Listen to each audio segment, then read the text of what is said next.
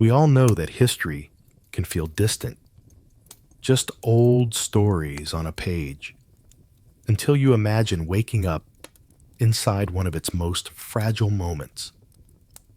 Imagine opening your eyes in a world where one decision could unite millions or break them apart forever. A world where fear spreads faster than fire and whispers carry more weight than swords. In today's video, we'll talk about what it would feel like to wake up in the First Fitna in the year 661. So let's not waste any time and let's begin. You move quietly through the hallway, the stone floor still cool beneath your feet, as the final notes of the adhan fade into the morning air. The wooden door creaks softly as you push it open, stepping into your family's small courtyard. The sky above is a soft, muted blue, the kind that arrives just before the sun truly claims the horizon. A faint breeze stirs the date palms planted along the outer wall, carrying with it voices, muffled but unmistakably tense. You pause. The neighboring courtyards are close enough that sound travels easily, and the stillness of the early hour makes every whisper feel amplified. After Ali, may Allah be pleased with him, one voice murmurs. The city has not slept properly in months, another adds, weighed with exhaustion rather than anger. Hassan is gentle, but will the people accept peace with Muawiyah? You lean slightly toward the latticework of the courtyard wall, not out of intrusion, but instinct. Everyone is listening these days. Every household in Kufa feels like a vessel holding too much uncertainty, and the slightest crack might let it spill, though into the streets.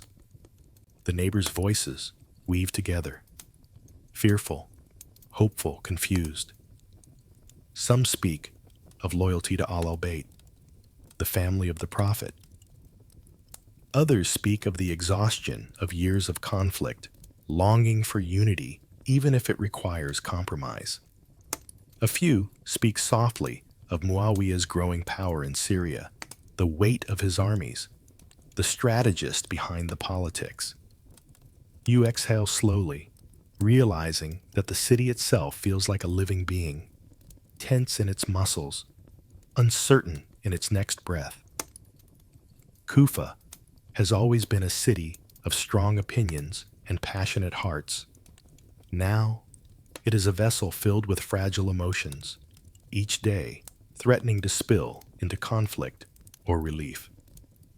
A clay cup sits on the courtyard bench where you left it last night, the water inside still cool.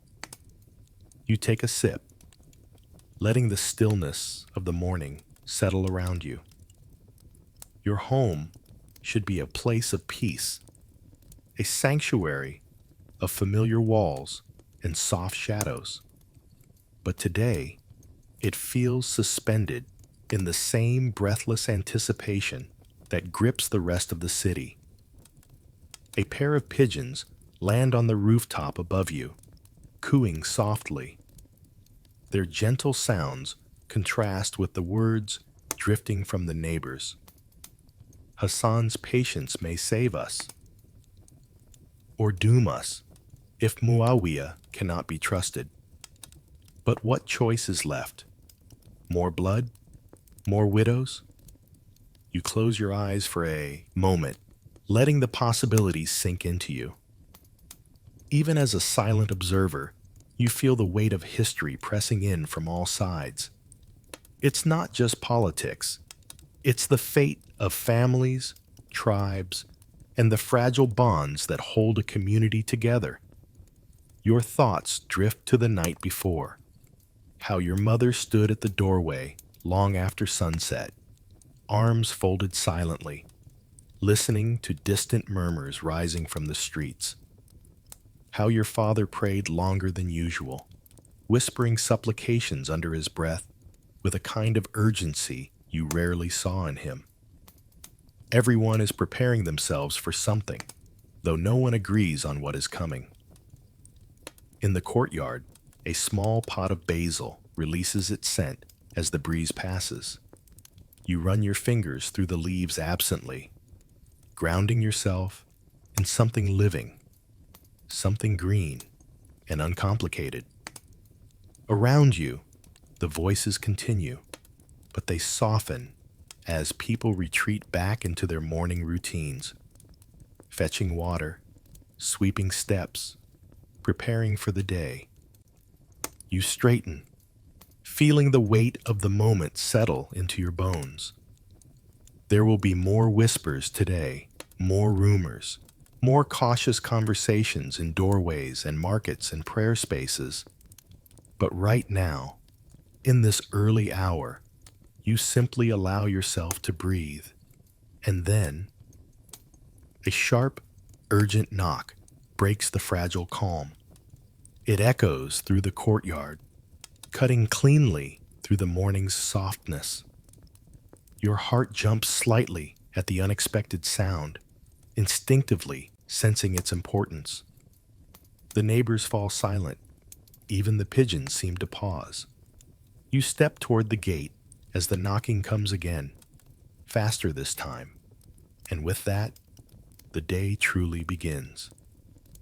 You cross the courtyard quickly, the early light spreading across the walls in long, thin strokes.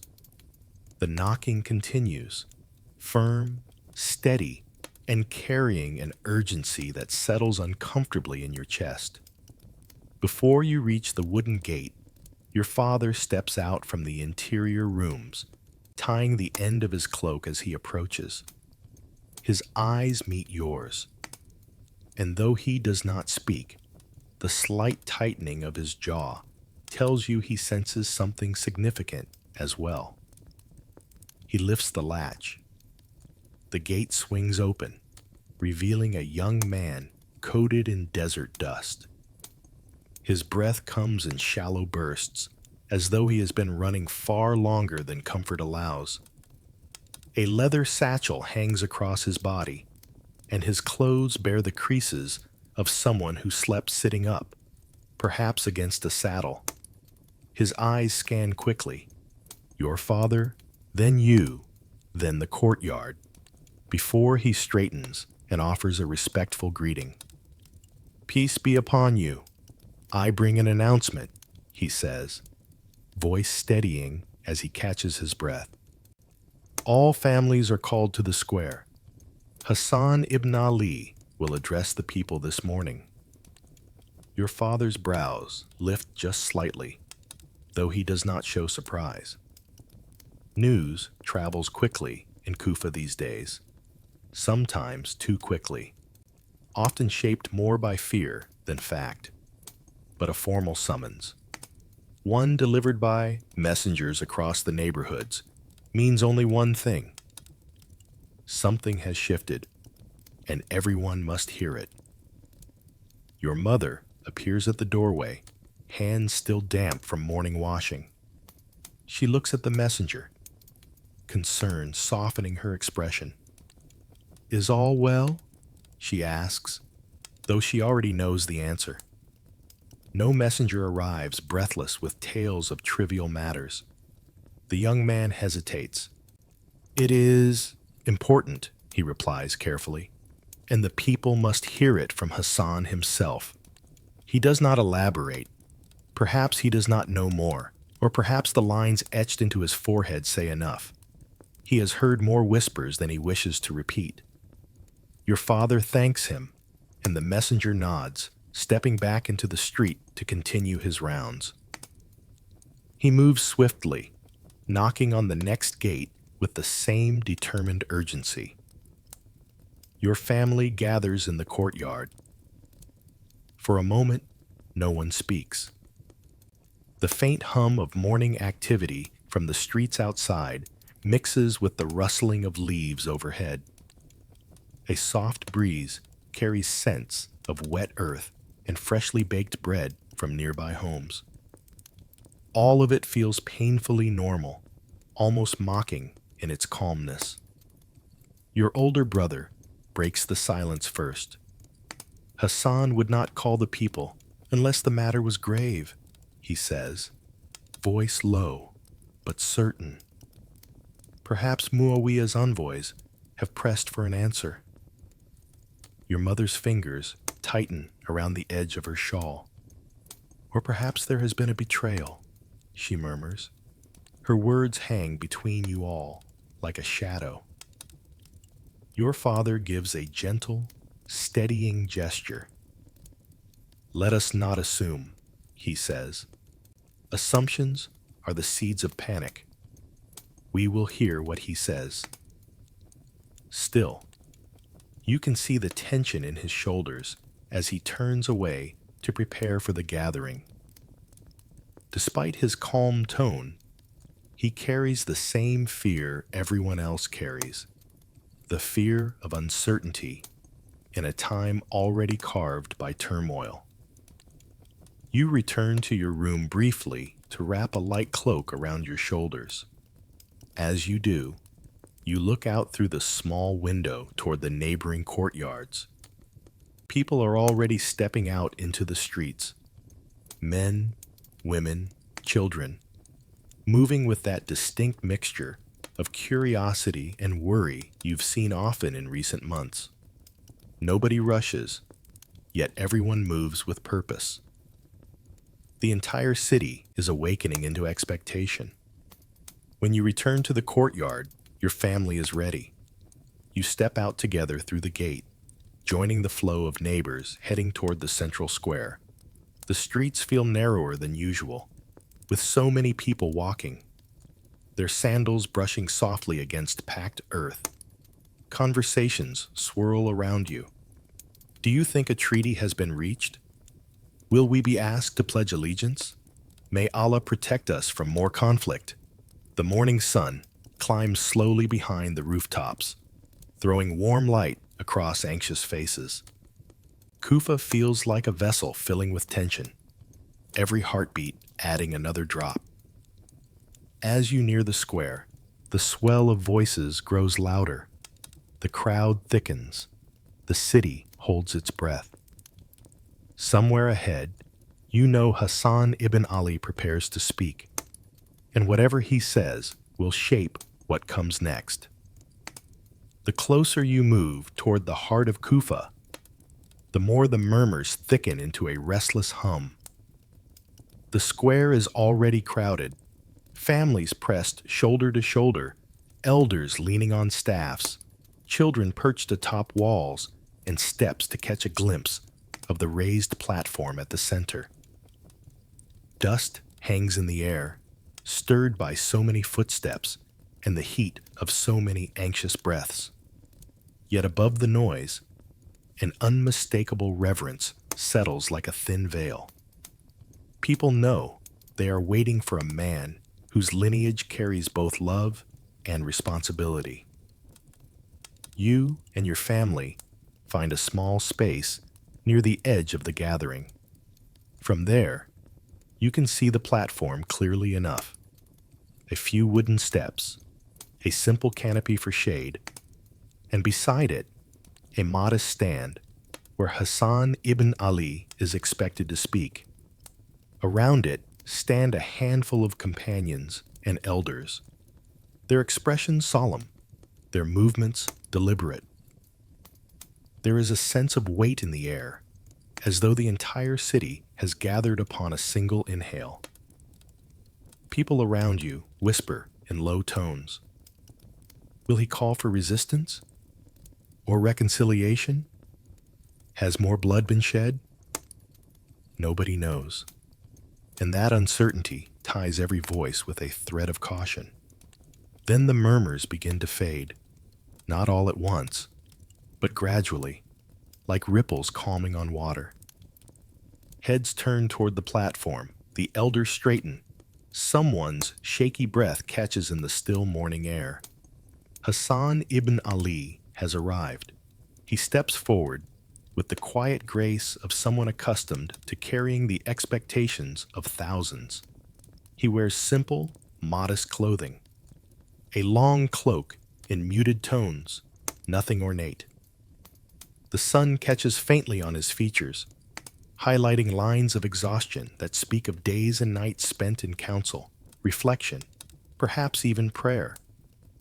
Yet despite this, there is a gentleness in him, a softness in the set of his shoulders that offers comfort amid turmoil. He raises his hand, and the last whispers fall away. "Peace be upon you," he begins, his voice steady and warm. "May Allah surround you with mercy and guide your hearts to what is just." The crowd listens with an intensity so palpable you can feel it in your chest. The square quiets, save for the occasional rustle of cloth or shift of a sandal. Even the pigeons, perched on the rooftops, seem to still. Hassan speaks of unity first, how division has worn down the Ummah, how every conflict leaves another wound upon its heart. He speaks of the years following the Prophet's passing, of hardship endured, and of the need to protect the community from fracturing further. His tone carries neither accusation nor blame, only sorrow for what has been lost, and resolve to preserve what remains. "We have tasted enough grief," he says, "and we owe our children more than a world shaped by conflict." You feel your throat tighten at his words. The man before you does not speak as a political figure demanding loyalty. He speaks as someone bearing the pain of an entire generation, someone who has seen the cost of discord more clearly than most. He pauses, letting the silence stretch. The breeze shifts gently, carrying the faint scent of dust and bread from distant ovens. Then he speaks of Muawiyah, not with anger, not with praise, but with pragmatism and the gravity of responsibility. He explains that negotiations have taken place, that the people's exhaustion has been heard, that peace might be possible, but only if both sides are willing to give and to trust. His voice remains calm, but you sense the weight of these words pressing on every listener. He speaks of his father, Ali, R.A., and the sacrifices he made to keep the Ummah from crumbling.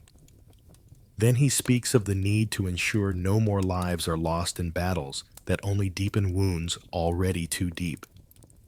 His final words settle over the crowd like a quiet prayer. Whatever comes, seek unity, seek truth, and above all, seek the path that spares the Ummah from further pain. When he steps back, the murmurs return, not heated or loud, but contemplative, heavy with the knowledge that something monumental is shifting beneath everyone's feet. Your father exhales slowly, brows drawn. Your mother presses a hand to her heart. Around you, neighbors exchange looks that hold worry, hope, and confusion all at once. And then a new ripple moves through the crowd. Soft gasps, pointing hands, hurried whispers. Syrian envoys have arrived at the edge of the square. Their presence promises the next chapter of this unfolding moment. You turn toward them, feeling the day tilt towards something larger than rumor or speech. The city holds its breath once more. The crowd parts slowly as the envoys step into view, their arrival punctuating the air with a tension different from the one Hassan's words had cast. These are not ordinary travelers. Their presence carries the cold gleam of authority. Cloaks of fine woven fabric drape over polished armor, and their horses, tall, sleek, disciplined, move with a practiced elegance that speaks of long campaigns and rigid order. Even from a distance, you feel the weight of their arrival settle upon the square like a second shadow. People instinctively step back, creating a narrow corridor through which the envoys ride. Their faces are stern but not aggressive, their eyes sharp as they scan the gathering. There is no hostility in their gaze, only a cautious curiosity, a calculation, perhaps, of the city's pulse. Kufa is not unfamiliar with Syrian presence, but seeing them here, at this moment, sends murmurs threading through the assembled crowd. Your mother's hand lightly grips your sleeve, as if anchoring you in place. They waste no time, she whispers. If they are here now, the negotiations must be moving fast. Your father's expression is unreadable, though you notice the small nod he gives, acknowledgement of political inevitability rather than agreement. The envoys dismount near the platform where Hassan had stood only moments before. One steps forward, his beard trimmed neatly, his posture rigid but respectful. He lifts a hand, signaling for attention. The crowd quiets, not out of reverence, but out of wary anticipation. People of Kufa, he begins, voice carrying with a practiced command, we come on behalf of Amir al-Sham, Muawiyah ibn Abi Sufyan.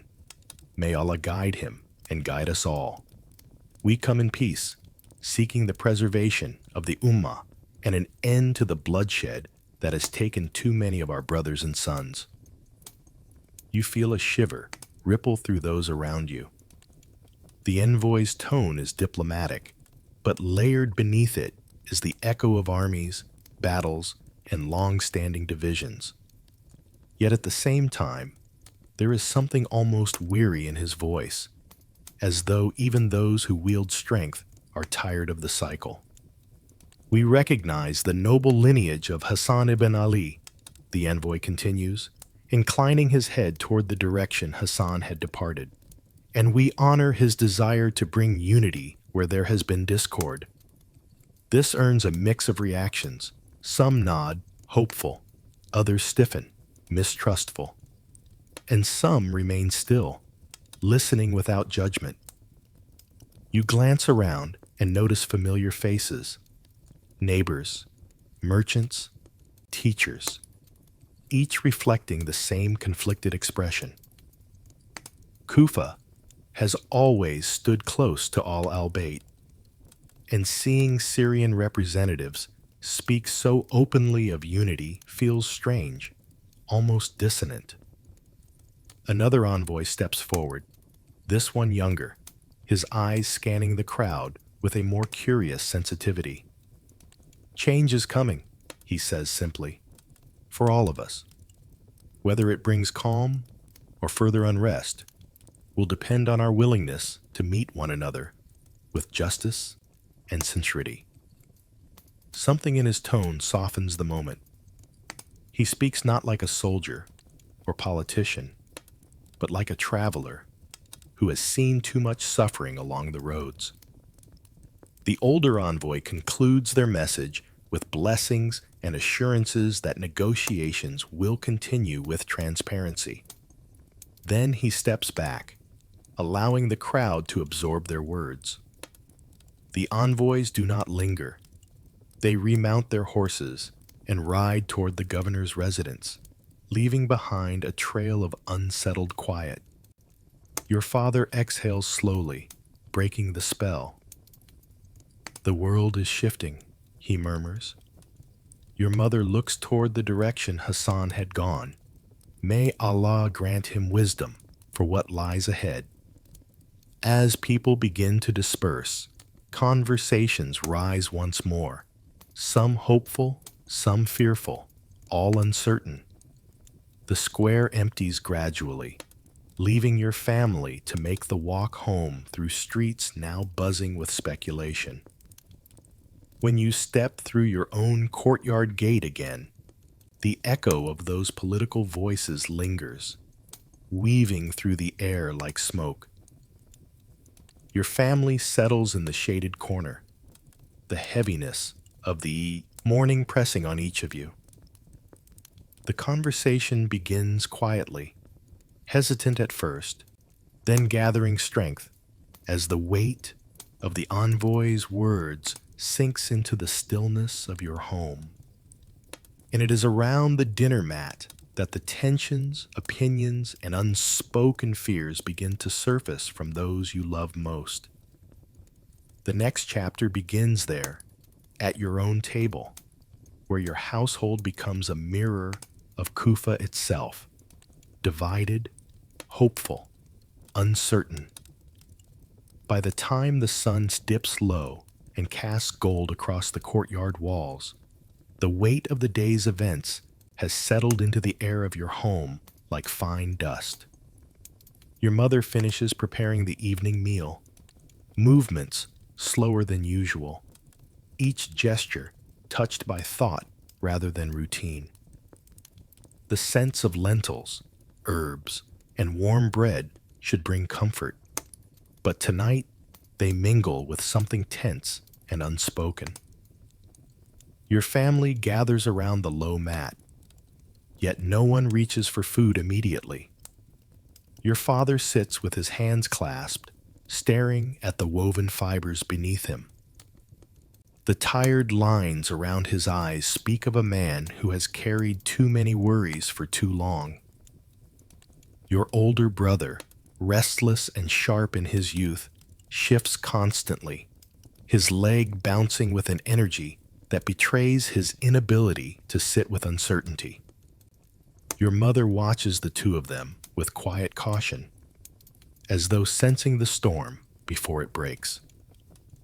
The first words come from your brother, spoken not with anger, but with frustration.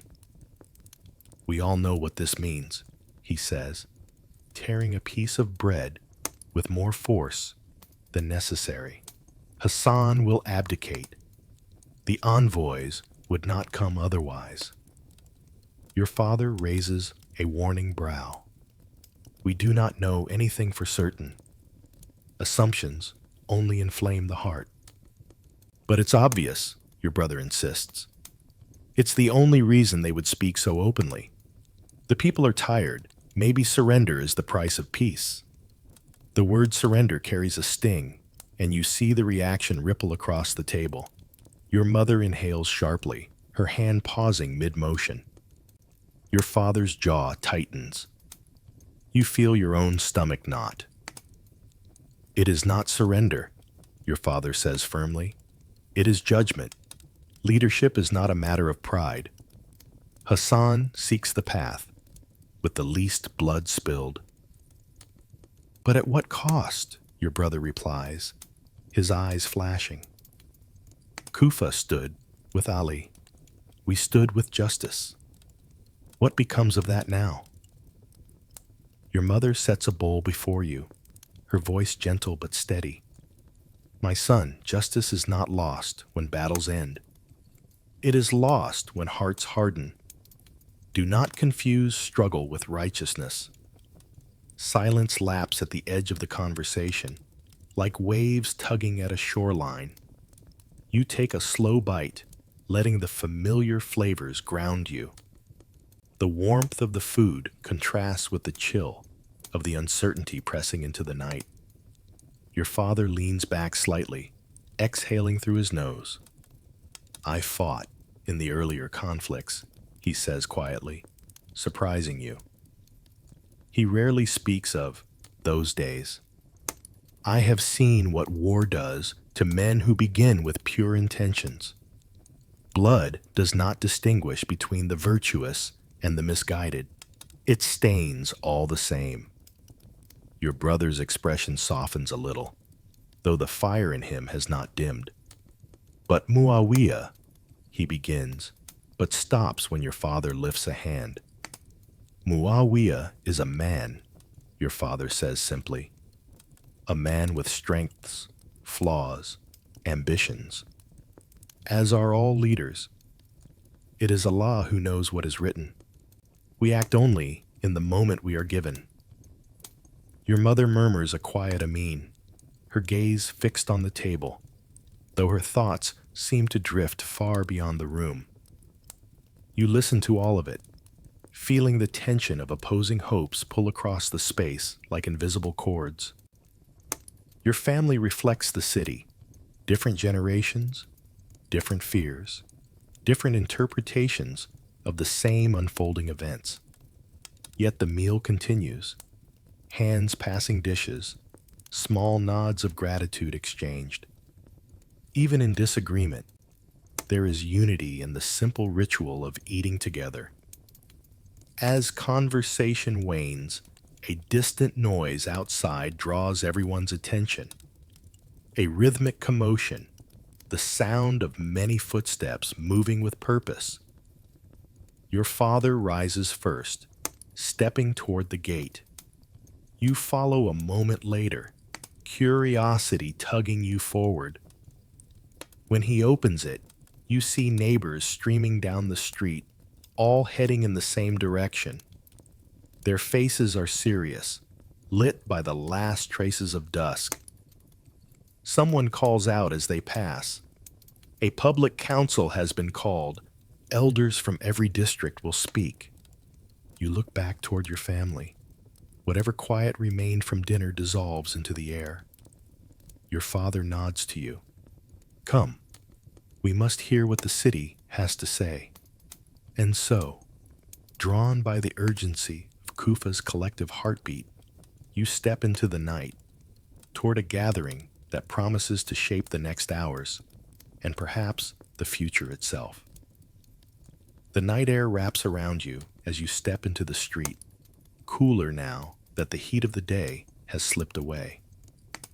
Lanterns flicker along the alleys, casting long shadows that sway gently with each passing figure. The entire neighborhood seems to pulse with one unified intention, moving toward the central hall where the council has been summoned. You walk beside your father, your steps guided by the steady flow of neighbors, all drawn toward a single point like rivers merging into a restless sea. As you approach the hall, you see that the crowd has swollen far beyond what you witnessed earlier in the day.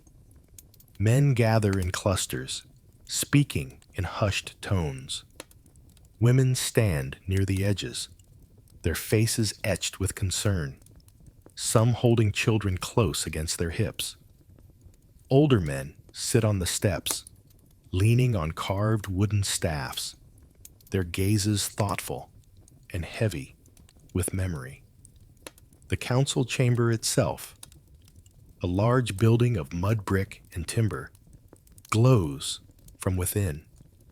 Warm light spills through its arched entrances and illuminates those closest to the proceedings. Your father finds a place near one of the outer walls, where the hall's open windows allow sound to drift clearly into the street. The murmurs inside rise and fall like waves, punctuated occasionally by sharper tones. You press closer, listening. Inside, elders representing different tribes and districts of Kufa debate the terms presented by the Syrian envoys.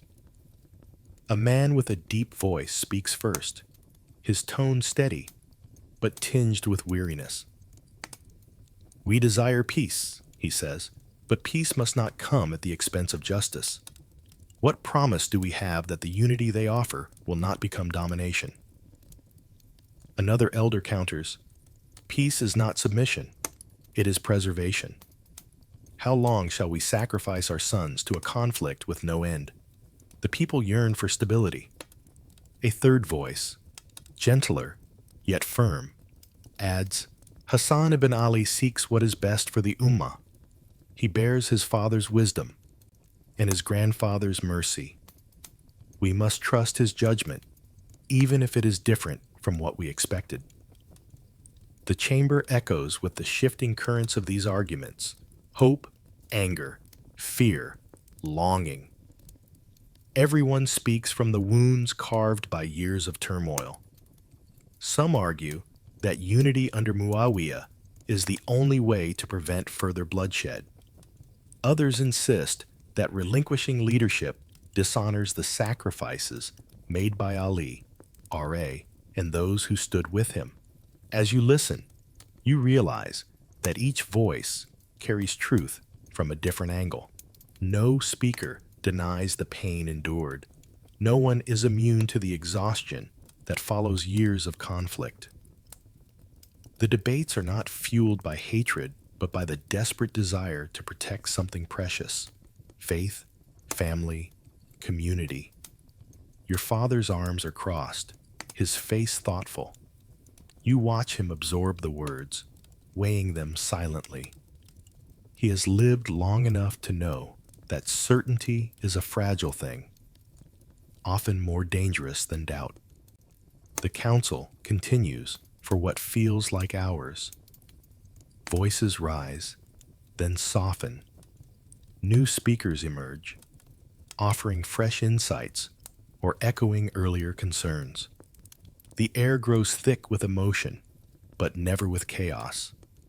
Even in disagreement, there is discipline, a shared understanding that Kufa's heart must be tended carefully, for it beats not only for itself, but for the entire Ummah. Finally, a respected elder from a long-standing tribe steps forward. His white beard glows under the lantern light. His voice, though soft, carries effortlessly through the hall. "We are at a crossroads," he says. "We must remember that leadership is not a prize to be won, but a trust to be upheld. If Hassan chooses peace, let us be the people who support his courage, not those who burden him with our division." A hush settles over the hall as his words ripple outward. Even outside, you feel their weight settle in your chest. They are simple words, yet somehow they strike deeper than all the debates that came before. Your father nods slowly, as though those words unlocked a truth he had kept buried. The meeting draws to a close. People begin to disperse, their conversations subdued but reflective.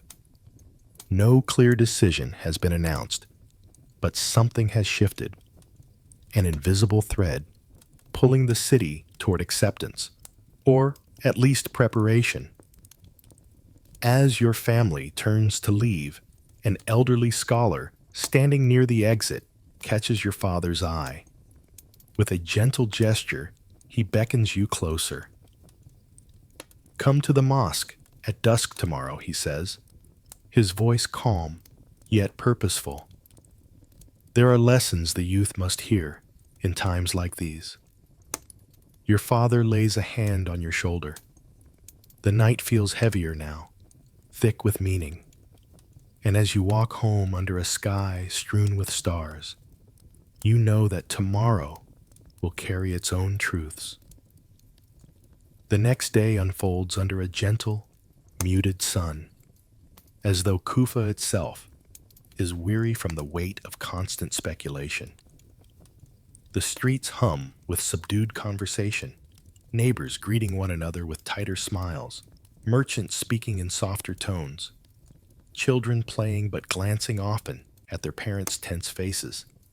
Even the animals seem strangely subdued, the roosters crowing a little less sharply, the stray cats moving with unusual caution. It is as if the entire city is waiting for something it cannot yet name. Your father spends the day in quiet work around the home, pausing often to listen to distant voices or watch small groups gather at corners before drifting apart again. Your mother moves through her chores with the same calm grace she always has, but you catch her gazing out the window more often than usual. Every task seems touched by contemplation. You feel it too, the heaviness of anticipation, the question of what tomorrow, or even the next hour, might bring. As the sun begins its slow descent and the call to the Asar prayer fades into the warm air. Your father turns to you. "It is time," he says gently. No further explanation is needed. You both know the scholar's words from last night's council have lingered with an inexplicable pull. The walk to the mosque is a quiet one. The streets glow in the amber light of dusk, long shadows stretching from every doorway. Lanterns lit early flicker softly, casting uneven light on mud brick walls that have witnessed generations of triumphs and trials. You walk beside your father, his steady presence grounding you, even as the world around you feels unsettled. The mosque sits near the center of Kufa, a modest yet dignified structure, its walls worn smooth by the touch of thousands of hands over the years. As you approach, you notice small clusters of people entering the courtyard. Their pace is slow, almost reverent. This gathering is not like the Council of Elders, filled with debate and urgency. There is a different energy here, quiet, reflective, seeking. Inside, the mosque glows with the warm light of oil lamps placed along the walls. The familiar scent of woven mats, old wood, and faint incense wraps around you like a comforting cloak. Voices murmur softly as people greet one another, then settle onto the floor in loose circles. You and your father find a place near one of the pillars where the shadows soften the edges of the room. A few moments later, the elderly scholar from the council enters. He moves slowly, leaning on a carved cane, but with a presence that draws immediate respect. The conversations hush almost automatically as he approaches the center of the room. He offers a gentle smile to those gathered. "Peace be upon you," he says, lowering himself carefully onto the mat. "We meet tonight not to debate matters of politics, but to steady our hearts." His voice is soft, but it carries effortlessly across the space. You feel yourself leaning forward without realizing it. "We are living in a time when tongues move faster than understanding," he continues, "when fear roots itself in the unseen, and speculation becomes a companion in every household. It is in such moments that we must turn inward, toward the guidance our faith offers." He opens a small, worn book, its pages yellowed, its binding repaired many times. He recites verses about patience during hardship, about trusting Allah's wisdom, even when the path forward seems clouded. His voice is a soothing rhythm, each word like a stone placed carefully in a foundation being rebuilt. Around you, people listen with closed eyes or bowed heads, their breaths slowing as the room settles into a deep, almost tangible calm. The Fitna is not merely a conflict of swords, the scholar says after a pause. It is a test of the heart. It reveals what we hold dear, what we fear losing, and where our trust truly lies. You feel those words sink into you, settling like seeds waiting for rain. He speaks of unity, not the unity imposed by force, but the unity nurtured by compassion, humility, and the willingness to see beyond one's own understanding. He reminds everyone that leadership is a trust from Allah, not a trophy, and that true strength lies in choosing the path that preserves life and dignity. As the lesson continues, the remaining light of dusk fades outside, and the mosque becomes a sanctuary of warm lamplight and steady voices. A feeling washes over you, something steadying, something clarifying. In this moment, the chaos of the world outside seems distant, softened by the calm wisdom filling the mosque. When the scholar concludes with a supplication for guidance and protection, the room remains still for a long moment, each person savoring the quiet. When you and your father step back into the night, the stars have begun to scatter across the sky. The air feels cooler, purer, as though the city has taken a long, slow breath. And as you walk home together, you do not yet know that by morning, the first call for volunteers to travel toward Basra will ring through the streets, pulling you once again onto the path of unfolding history. The next morning arrives with a sky painted in muted tones, the pale light giving Kufa an almost dreamlike stillness. You wake to the sound of distant voices layering over one another, urgent, purposeful, unmistakably different from the usual morning hum. When you step into the courtyard, your father is already there, speaking quietly with a neighbor you recognize from the earlier council. Their expressions are serious, but not fearful. They carry the quiet resolve of people who understand that change is no longer a distant possibility, but a present reality. When they notice you, the neighbor offers a solemn greeting. "Word has come," he says. "A group will travel south toward Basra. They seek clearer news, safer ground, and perhaps a path away from the tension gathering here." His gaze flicks toward the horizon as though imagining the road ahead.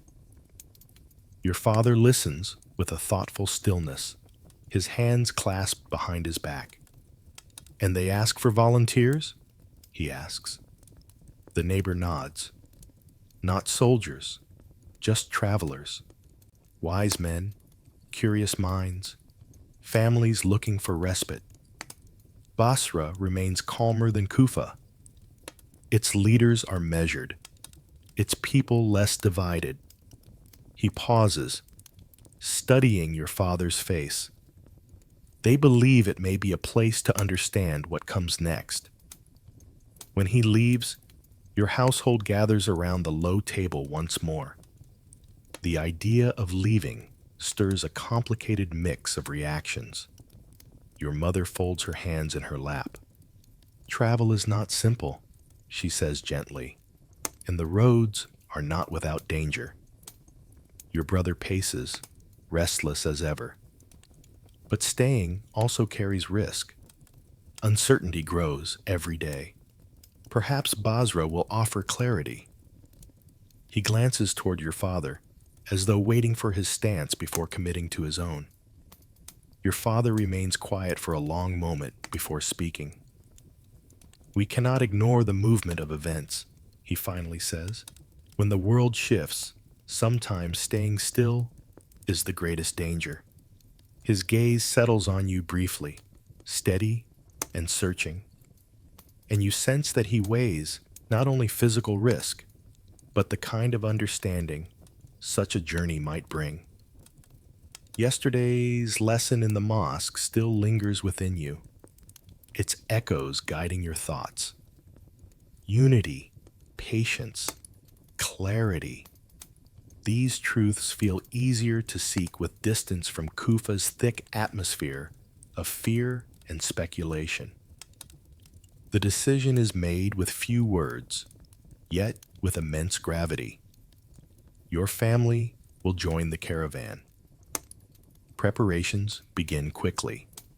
Your mother collects baskets of dried dates, figs, and barley cakes, food that will keep well in the desert heat.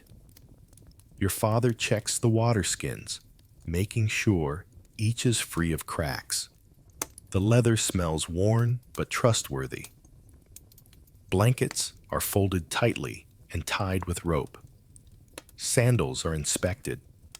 A small pouch of coins is secured and tucked into the inner folds of your father's cloak.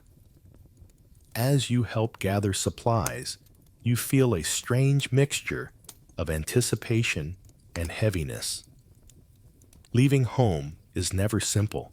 Each familiar object, a clay lamp, a woven mat, the plants lining the courtyard, seems charged with memory. You run your hand along the rough wall, feeling its warmth under the rising sun. This home has sheltered you through years of laughter and quiet evenings, through storms and celebrations. And now, it will stand empty for a time, waiting for your return. Outside, neighbors prepare as well. Some families pack hurriedly, fear etched across their features. Others move with the slow steadiness of those who have traveled many times before.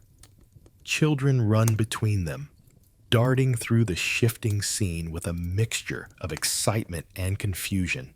At midday, after prayer, the caravan leader calls for everyone to gather near the outer gate of the city. His voice carries with purpose, gathering the crowds into motion. You sling a small pack over your shoulder, adjusting its weight until it sits comfortably. Your father gives one last glance toward the house, then closes the gate with a quiet finality. As your family steps into the flow of travelers, you feel the air change around you. The sound of hooves, the creak of wooden carts, the murmur of many voices blend into a single sweeping current.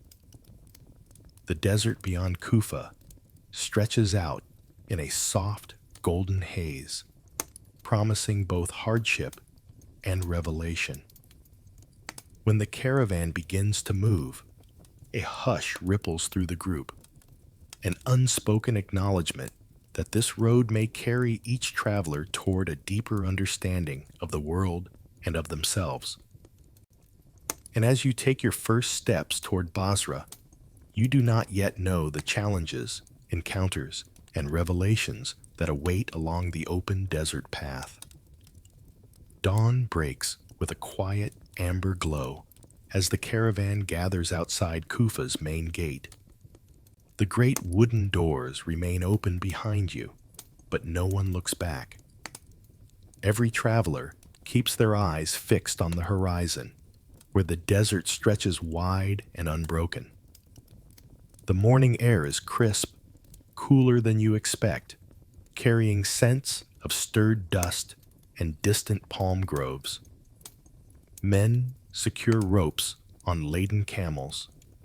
Women adjust bundles on carts, and children cling to their mothers' garments, sensing the gravity of leaving home even if they cannot fully understand it.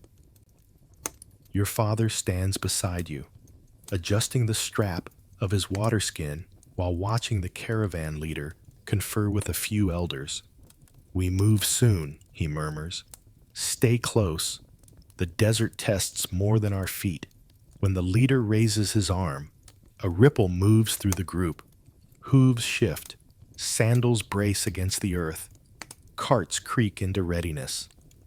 With a signal, the caravan begins its slow, steady march forward. The familiar sounds of Kufa fade behind you. Market cries, the clang of metalwork, the distant laughter of early risers, slowly replaced by the rhythmic choir of desert travel. The crunch of sand, the low grunts of camels, the creak of wooden wheels. As the city walls shrink into the distance, conversation begins to rise around you, soft at first, then gradually weaving into a tapestry of shared experience. An elderly man ahead of you speaks to his companion. "Basra, calmer, they say, more grounded in trade than conflict." His companion replies thoughtfully, "Calm, yes, but untouched? No corner of the Ummah is untouched now." Farther back in the line, two younger travelers discuss rumors. Stories of skirmishes near the Euphrates, of tribal disputes, of envoys moving swiftly between cities. Even children whisper, sensing the unease carried by their parents. Yet despite the tension, there is a sense of unity here. Travelers share water, help lift burdens, offer steadying hands to those unaccustomed to such long journeys. The desert has a way of equalizing people. Out here, survival is a communal effort. You feel the sun rise higher behind you, its light warming your back and turning the sand ahead into rippling gold. Each step becomes a meditation, your breathing syncing with the caravan's rhythm. The desert is not silent, but its sounds are subtle. The whisper of sand shifting underfoot, the occasional call of a bird circling overhead, the groan of camel loads shifting. As midday approaches, the heat swells, pressing against your face and arms like an invisible weight. Travelers begin to draw cloths over their heads and shoulders. Your father hands you a dampened scarf to tie at your neck. The cool moisture is brief but welcome. When the caravan halts for rest, people scatter to shaded pockets formed by carts and beasts. Your family settles under a canvas awning stretched between two camels, sharing dates and water. You listen to the murmurs around you, stories of leaving Kufa, hopes for Basra, memories of calmer days. One man recalls a time before the Fitna, when tribes traded news instead of warnings. A woman tells of her brother, who fought in earlier conflicts, her voice quiet but proud. Another speaks of a dream he had, that the Ummah would heal. Though not without a long road ahead, rest ends too quickly, and the caravan moves on. The sun climbs higher, painting the landscape in harsh brightness, and you slip into a quiet rhythm again. Hours pass in steady procession, the desert around you shifting from flat dunes to gentle rises and scattered shrubs. Then, in the distance, something stirs. A faint dust cloud, moving contrary to the wind. It catches your attention, then draws murmurs of concern from others as it grows larger. A group of riders approaches. Their silhouettes sharpen against the horizon, riding swiftly, cutting a direct path toward the caravan. No one speaks now. Even children fall silent. Travelers straighten, their movements suddenly alert, instinctively gathering closer. Your father places a steadying hand on your shoulder. "Stay beside me," he says, his voice quiet but firm. The caravan slows, breaths held, waiting for the unknown figures to close the distance. And as the riders draw nearer, the next chapter of your journey begins to form. One shaped by caution, uncertainty, and the shifting lines of allegiance found in every corner of the desert. The wind shifts as the riders draw nearer, carrying with it a faint cloud of dust that rolls over the caravan like a warning signal. Every traveler slows to a halt, forming small clusters instinctively, families pulling closer together, elders stepping in front of the young, men placing steadying hands on their camels' reins. Even the animals sense the unease. The camels grunt and shuffle, ears flicking toward the approaching figures with suspicion. A stillness settles over the desert, broken only by the rhythmic thud of hooves cutting across the sand. Your father's hand remains firm on your shoulder, grounding you. "Observe," he murmurs. "Do not fear yet." The riders come into full view. 5 men, cloaked in dust-colored garments that blend with the desert around them. They ride neither with the boastfulness of raiders nor the formation of soldiers. Their posture is alert, but their weapons remain sheathed at their sides. As they slow to a trot, near the caravan's edge. The leader raises his hand in greeting rather than threat. "Peace be upon you," he calls out, his voice surprisingly even. "We mean no harm." A murmur ripples through the caravan, relief, confusion, and lingering caution all mingling together. The caravan leader steps forward, his cloak sweeping against the sand. "And upon you peace," he replies. "State your intent." The lead rider dismounts with a deliberate calm, dusting off his hands before approaching. He is older than the others, with streaks of gray in his beard and eyes sharp from years under the desert sun. "We are scouts from the Banu Assad tribe," he explains, "sent to monitor movement along these routes. There have been disturbances." The word hangs like a shadow over the group. Your father steps slightly forward, offering a respectful nod. "What kind of disturbances?" he asks. The rider glances at him, then at the caravan behind you. "Skirmishes, small ones. Disagreements between tribes loyal to different sides. Nothing like the great battles, but enough to make these roads unsafe if taken blindly." His tone carries no exaggeration, only weary truth. "We saw your caravan from afar and hoped to warn you before you reach the western pass." Travelers begin whispering to one another. A mother clutches her child closer. A merchant rubs his forehead with a trembling hand. Even those who try to appear composed cannot hide the shift of worry in their stance. "What do you advise?" the caravan leader asks. The rider points slightly southwest. "There is a longer route around the pass. It adds hours to your journey, but it is safer. Fewer tribes travel there, and fewer disputes spill across it." A younger traveler scoffs under his breath. "Safer? Nothing is safe these days." Another elder hushes him with a stern look. The rider continues, unshaken. "We offer to guide you part of the way, but we cannot accompany you for long. Our duties pull us east, before dusk." The caravan leader studies him for a long moment, weighing every possibility. Trust and caution sit on opposite ends of an invisible scale. Finally, he nods. "We will follow your direction." The tension eases, though not fully.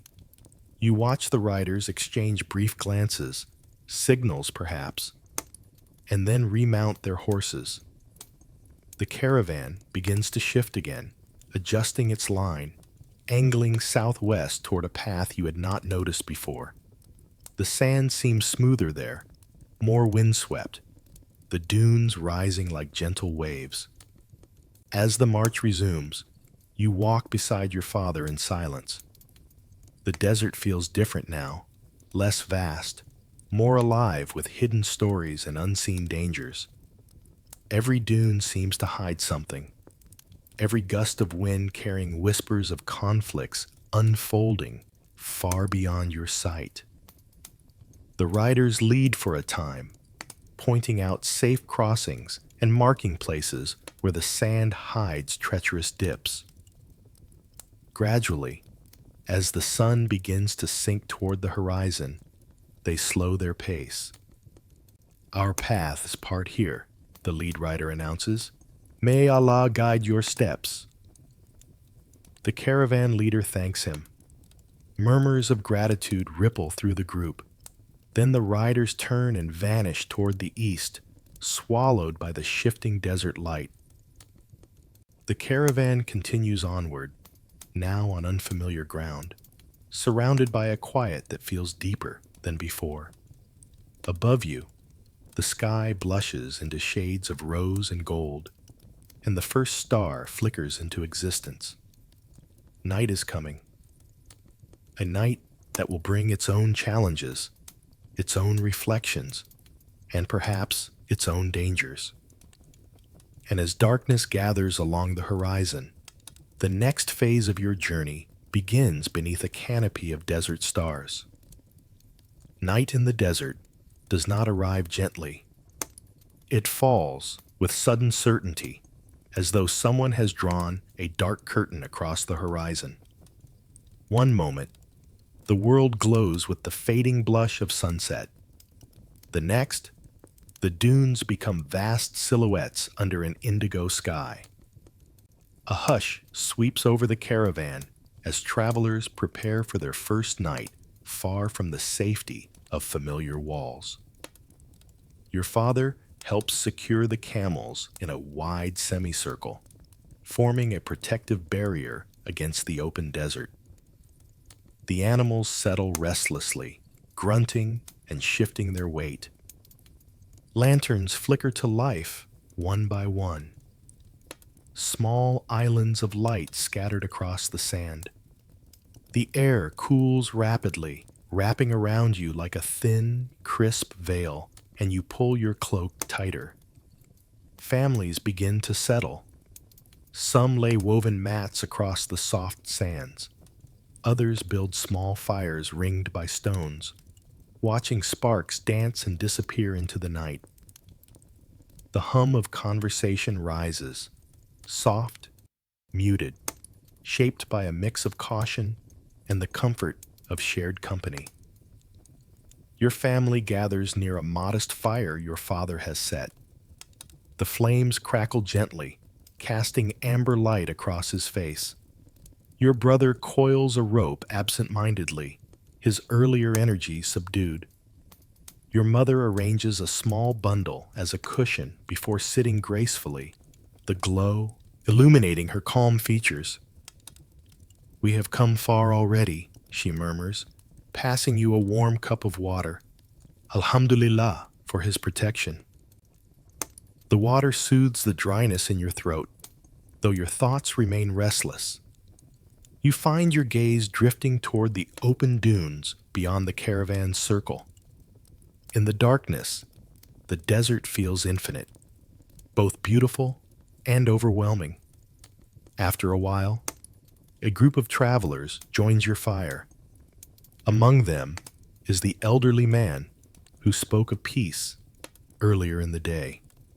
He settles onto the sand with a quiet sigh, folding his robe neatly around his legs. "It has been many years," he says, "since I last traveled at night like this. The desert teaches patience more than any teacher I've known." Your father nods. "The night can reveal what daylight hides." The elder smiles faintly. "Yes, and it often reveals what we attempt to hide from ourselves." His words settle into the quiet between you.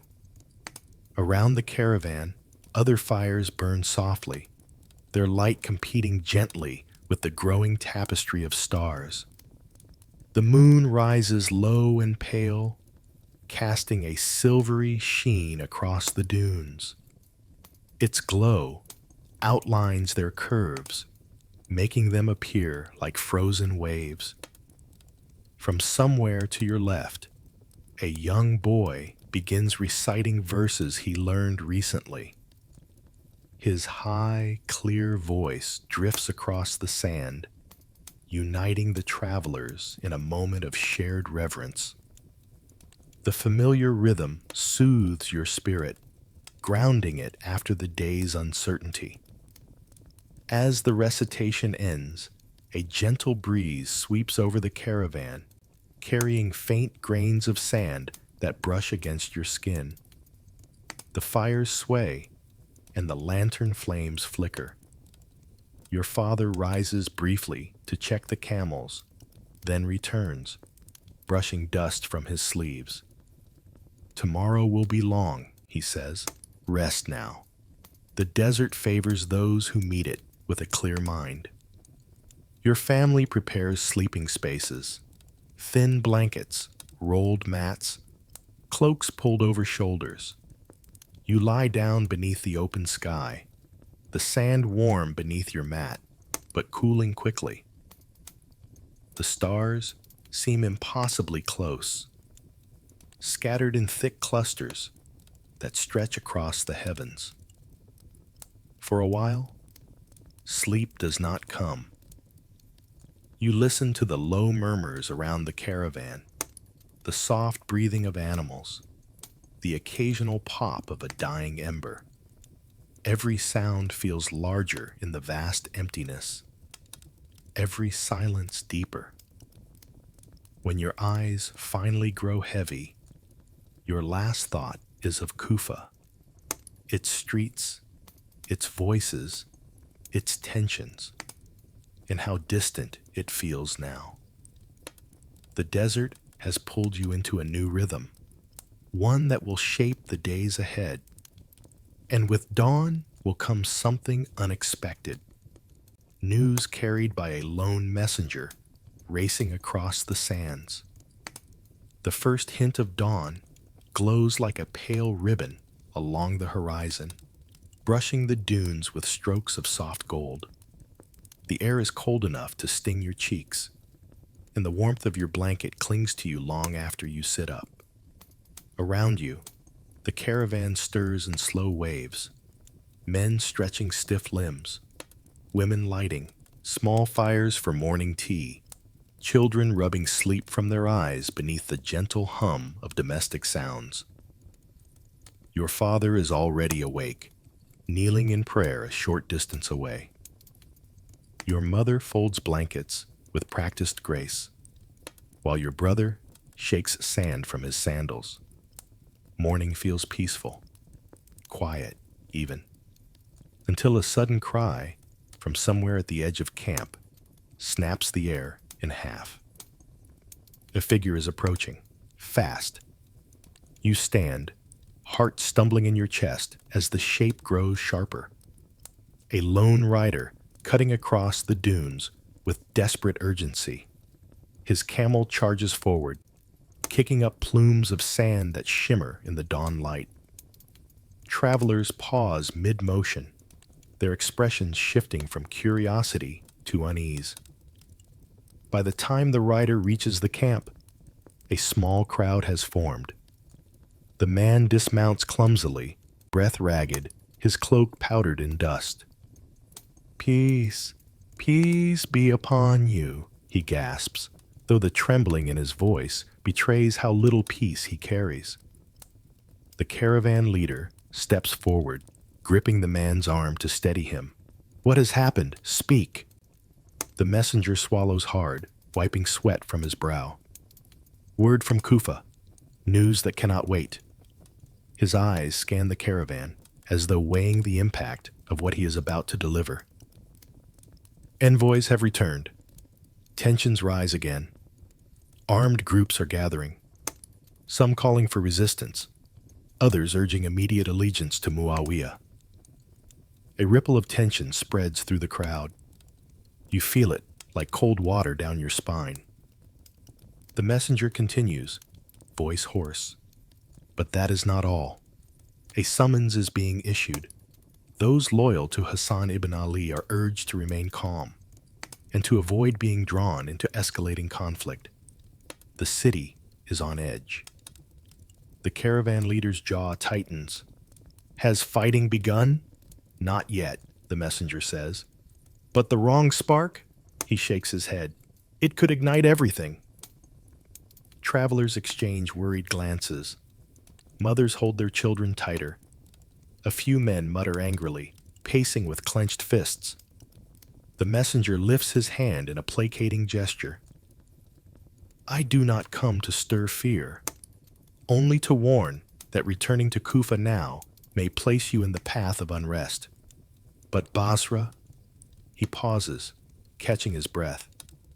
"Basra remains stable, for now. If you seek safety, continue south." Your father steps forward, expression calm but weighted. "And Hassan? What of him?" The messenger exhales deeply. He is urging patience. He remains committed to peace, but he cannot control every heart, not every sword. His final words settle over the camp like a shadow. For a long moment, no one speaks. The desert itself seems to hold its breath.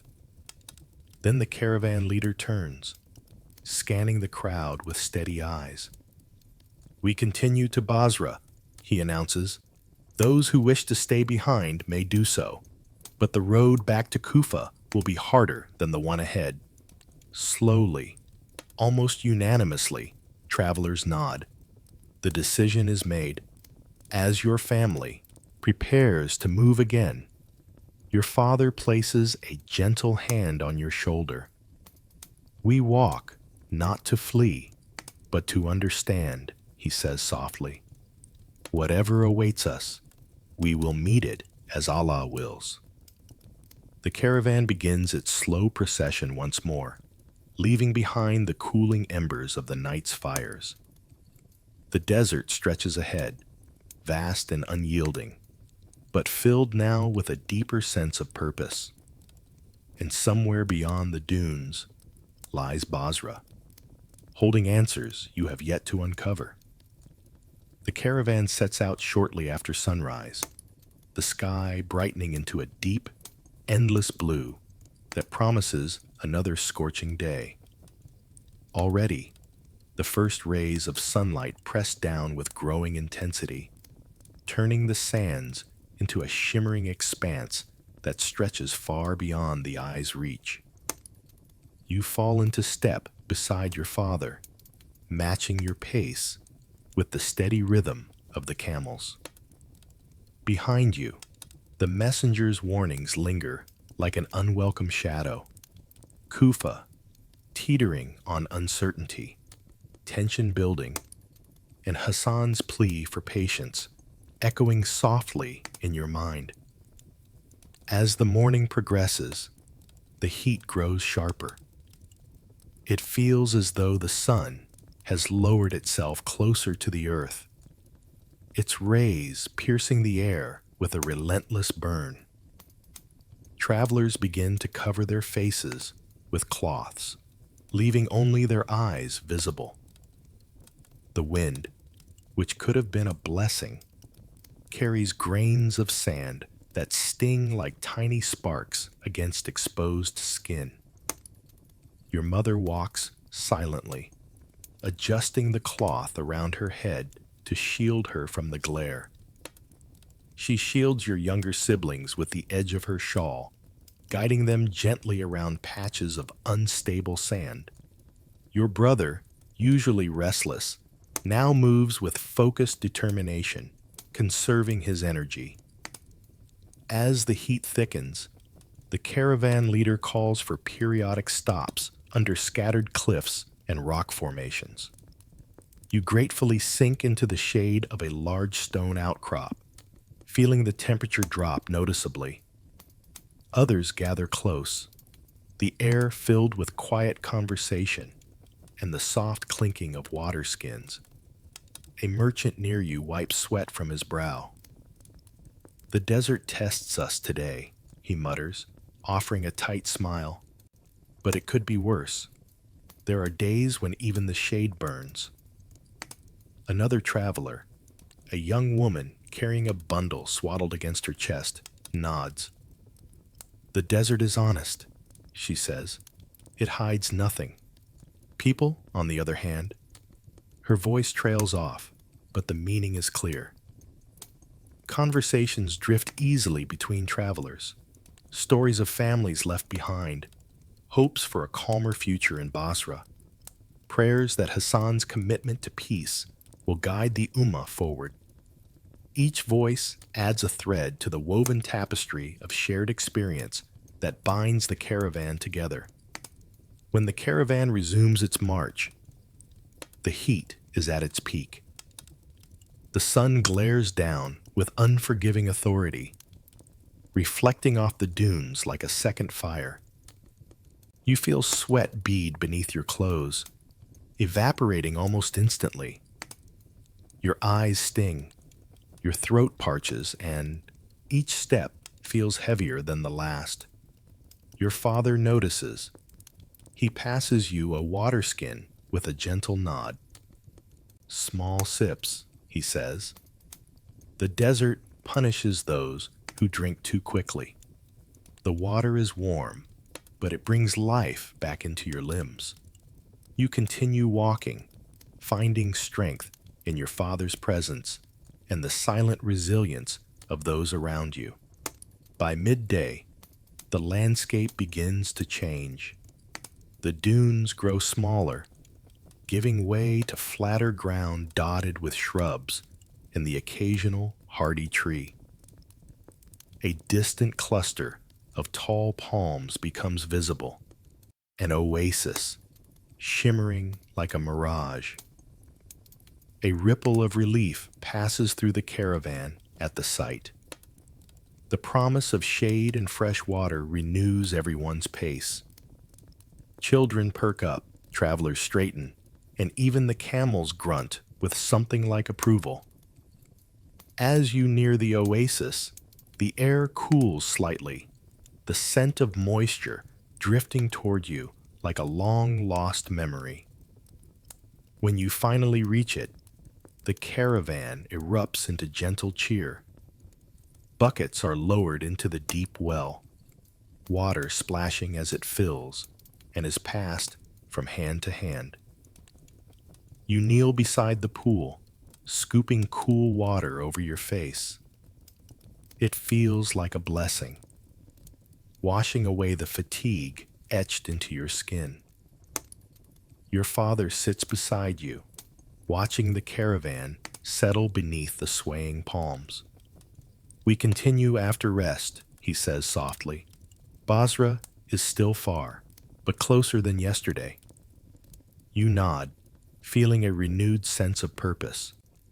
What none of you know is that the oasis will soon bring more than relief. It will bring unexpected company, carrying news that will shift the direction of your journey once again.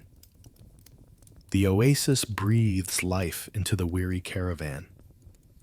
Beneath the palms, families gather in small clusters, savoring the cool shade as they drink slowly from freshly drawn water. Children splash near the edge of the pool, their laughter carrying gently on the breeze, a rare, welcome sound. The camels kneel gratefully, lowering their heads to drink, their shadows stretching across the sand in soft, distorted shapes. For a brief moment, the desert feels almost kind. You sit with your family beneath a tall date palm. Your mother unwraps a small parcel of dried figs, offering them around. Your father leans against the tree trunk, his eyes half closed in rest, but still alert beneath the calm exterior. The oasis is peaceful, yes, but no seasoned traveler trusts serenity without question. Your brother finishes drinking and nudges you slightly. "Look," he whispers, tilting his chin toward the northern edge of the oasis. You follow his gaze. A small group of riders emerges from behind a rise in the dunes. Their silhouettes grow larger as they descend carefully, leading their horses rather than riding them. This choice alone sends murmurs through the caravan. No traveler walks beside his horse unless caution dictates it. They approach slowly, their figures wrapped in light cloaks that shield them from the sun.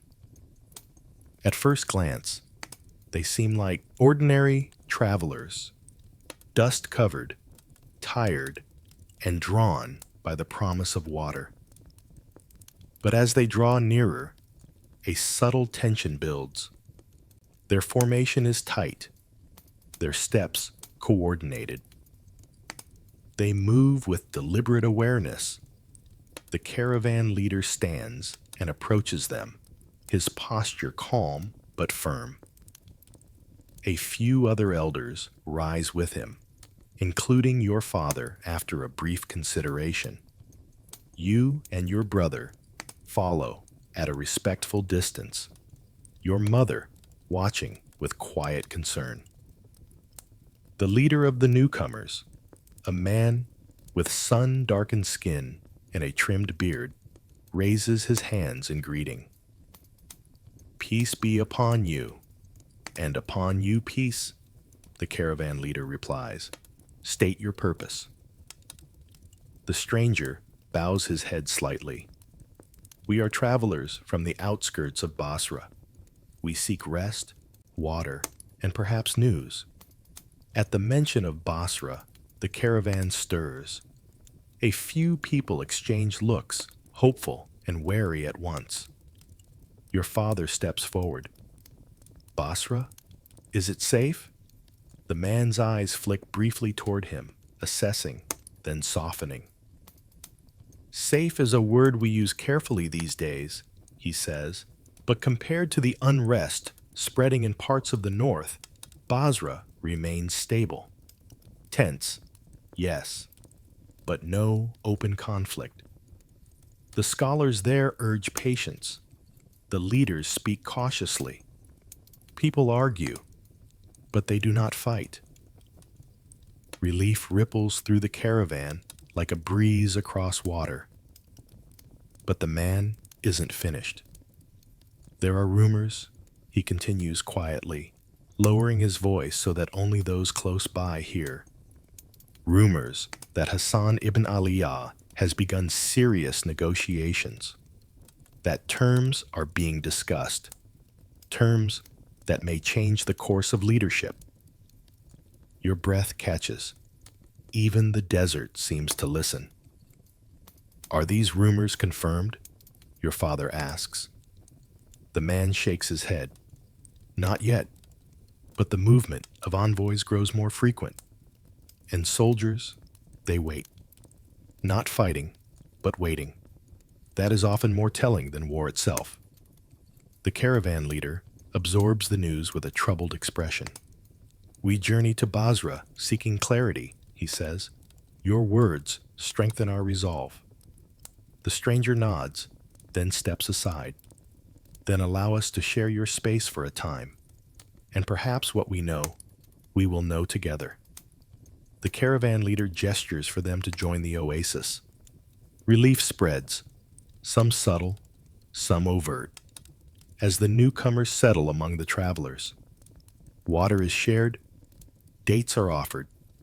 Conversations begin cautiously, like seedlings testing unfamiliar soil. You return to your family's shaded spot, your mind stirring with new layers of uncertainty and anticipation. Basra remains a beacon of relative calm, yet the shifting political winds feel stronger than ever.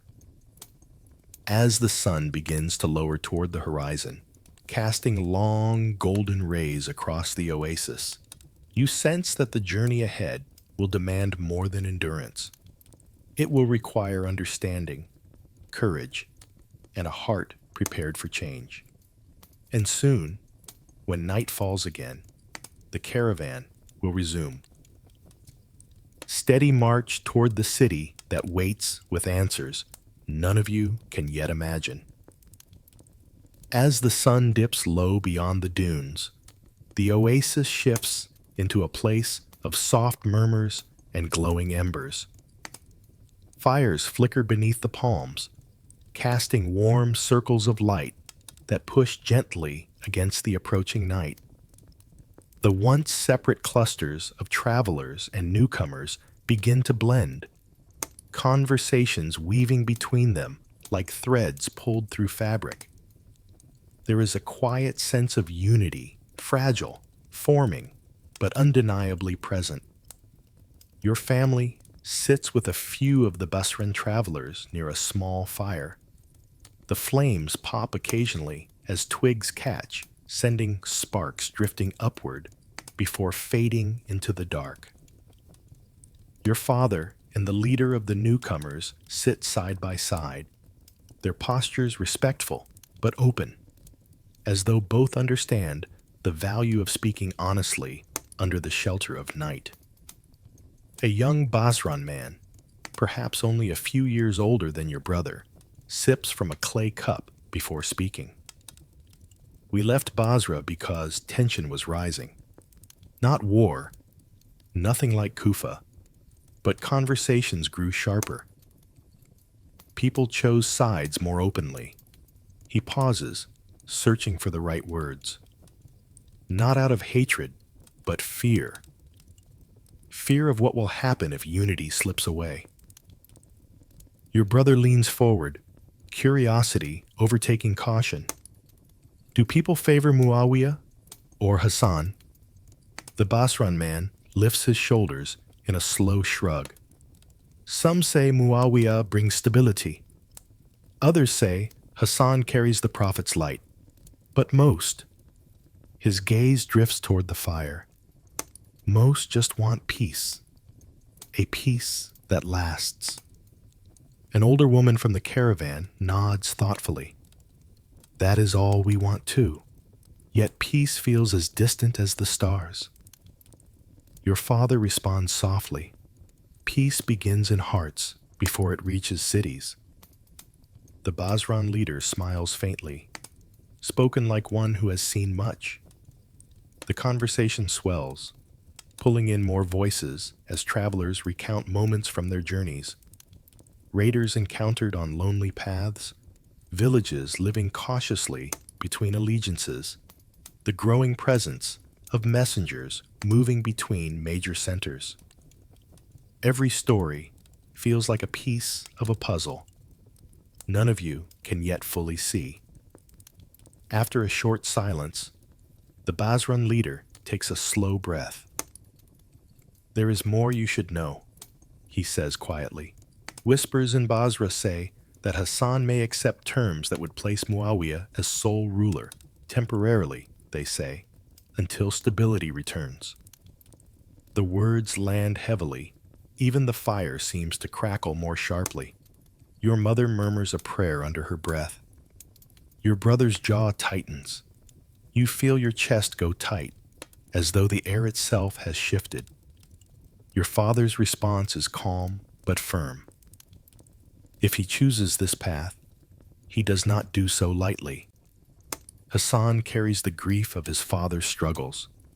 Perhaps he seeks to prevent the Ummah from tearing wider than it already has. The Basran leader nods slowly. That is the belief of many scholars in our city. Not all agree, but most understand the burden he carries. Someone else asks, and the people, will they accept such terms? The Basran leader thinks for a moment. People accept what they believe will save their families. If war threatens, hearts soften toward compromise. The silence that follows is deeper, filled with thoughts too heavy for quick words. You stare into the fire, watching the flames dance and twist, uncertain whether they reflect caution or hope. Eventually, the tone shifts as the elders steer the conversation to more comforting topics. Safe routes to Basra, places to avoid, wells that are dependable, caravans that offer protection. A sense of practicality returns, steadying the air.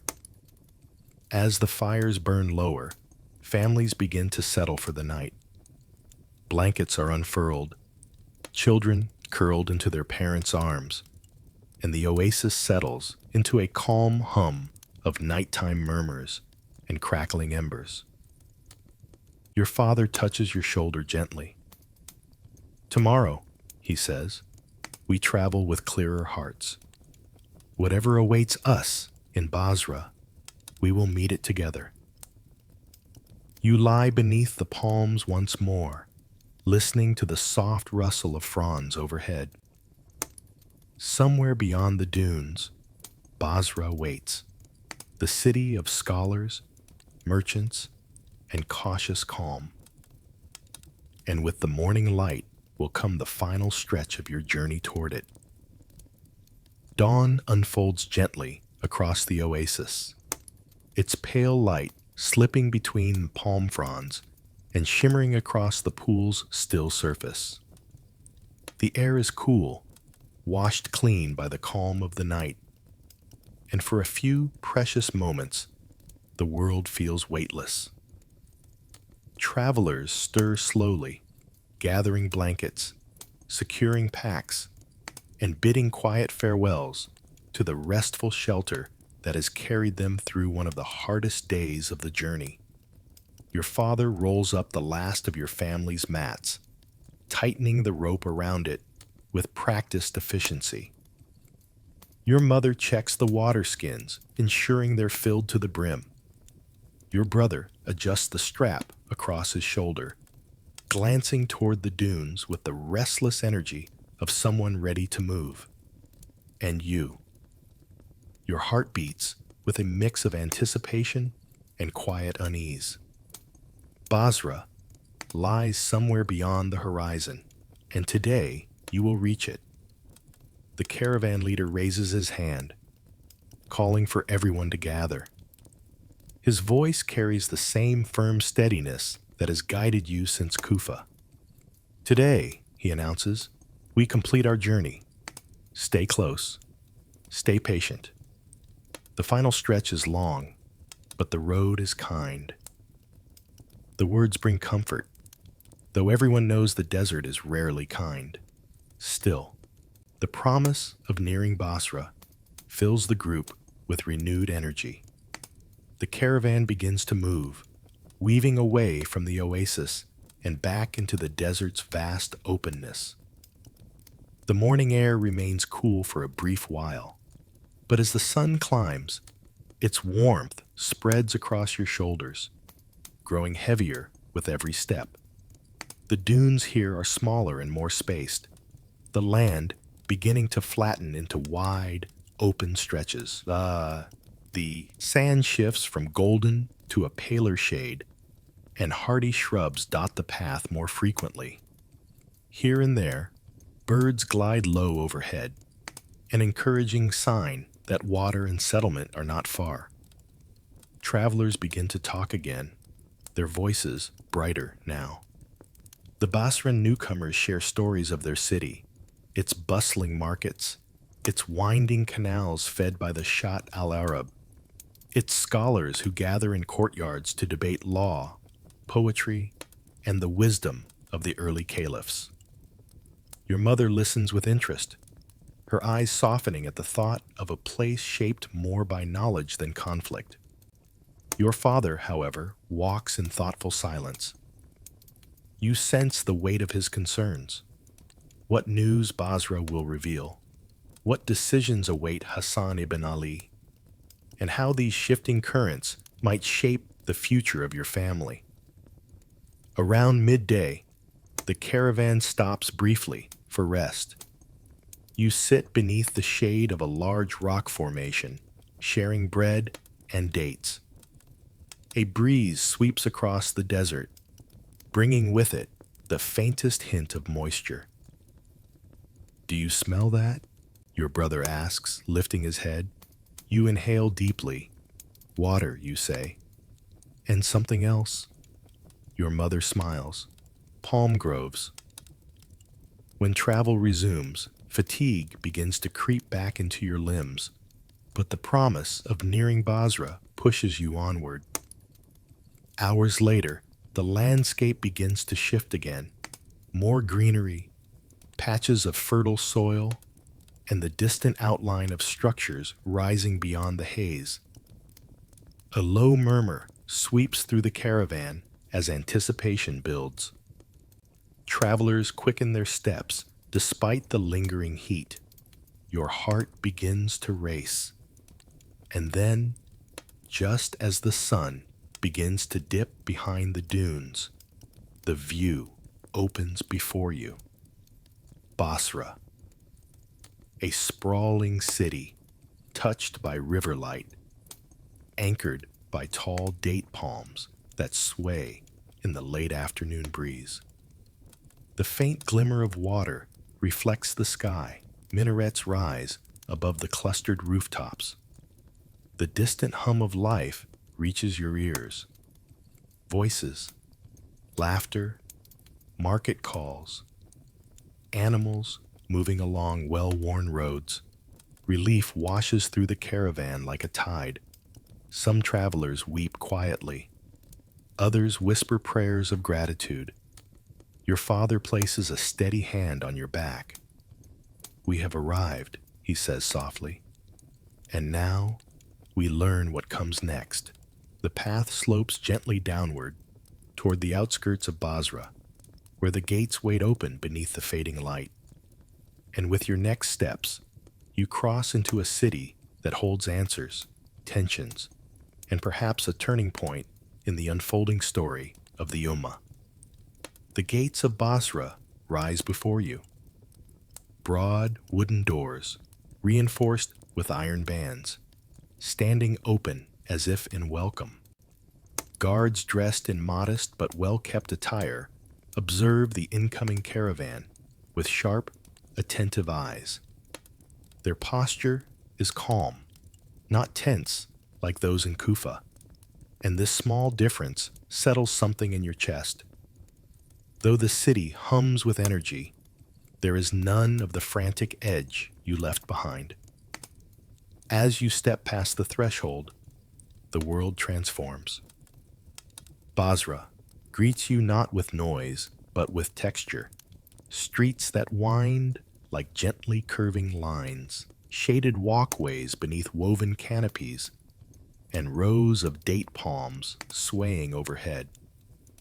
The scent of river water mingles with spices from nearby stalls, creating an aroma both refreshing and familiar. Your senses awaken in a way the desert could never allow. Your family pauses briefly near a fountain where travelers splash cool water on their faces. The fountain itself is simple: stone carved with geometric patterns, but the bubbling sound alone feels like relief. Children laugh freely, dipping their hands into the shallow pool. Women refasten their veils with renewed comfort. Even your father allows a faint smile as he washes dust from his brow. A man in a faded green robe approaches the caravan leader. His stride is confident, but not imposing, his presence gentle. "I am Harith ibn Talha," he introduces himself, bowing respectfully. "I oversee provisions for new arrivals and visitors. Basra welcomes you." His voice carries sincerity, and travelers soften at his words. He continues, "The city is stable, though not untouched by worry. Still, we strive to uphold justice and maintain peace in these uncertain days." Your father exchanges formal greetings with him. "We seek shelter and clarity," he says. "News travels slowly through the desert." Harith nods, understanding in his eyes. "Then come, rest first. Then knowledge will come as it should." He leads the caravan to a large communal square lined with palm trees. A public rest area sits on its northern side, low-roofed structures providing shade, with clay benches and large urns of fresh water. Families scatter, claiming small spaces to settle in for the evening. As you sit beneath the cool shade, watching the crowd disperse, you take in the city's rhythm. Merchants call out moderately rather than loudly, offering dates, fabrics, perfumes, and baskets of river fish laid on fresh leaves. Scholars walk together in small groups, their discussions animated but polite. Basra feels like a city held together by words as much as by walls. After a brief rest, Harith returns and gestures for those interested to follow him to the central mosque, an architectural marvel of wooden pillars and open courtyards, where scholars often gather at dusk to share news and reflect on the state of the Ummah. Your family rises with many others, drawn by the promise of understanding. As you walk, the streets bloom with life. Lanterns are lit along the paths, casting warm light on the polished stone. The call to Maghrib rises from a distant minaret, its serene cadence weaving through the city like a ribbon of devotion. People pause, turning toward the direction of prayer, and in that shared moment of worship, the city's heartbeat becomes clear. At the mosque, rows of worshippers stand shoulder to shoulder. You join them, letting the prayer wash over you like a calming tide.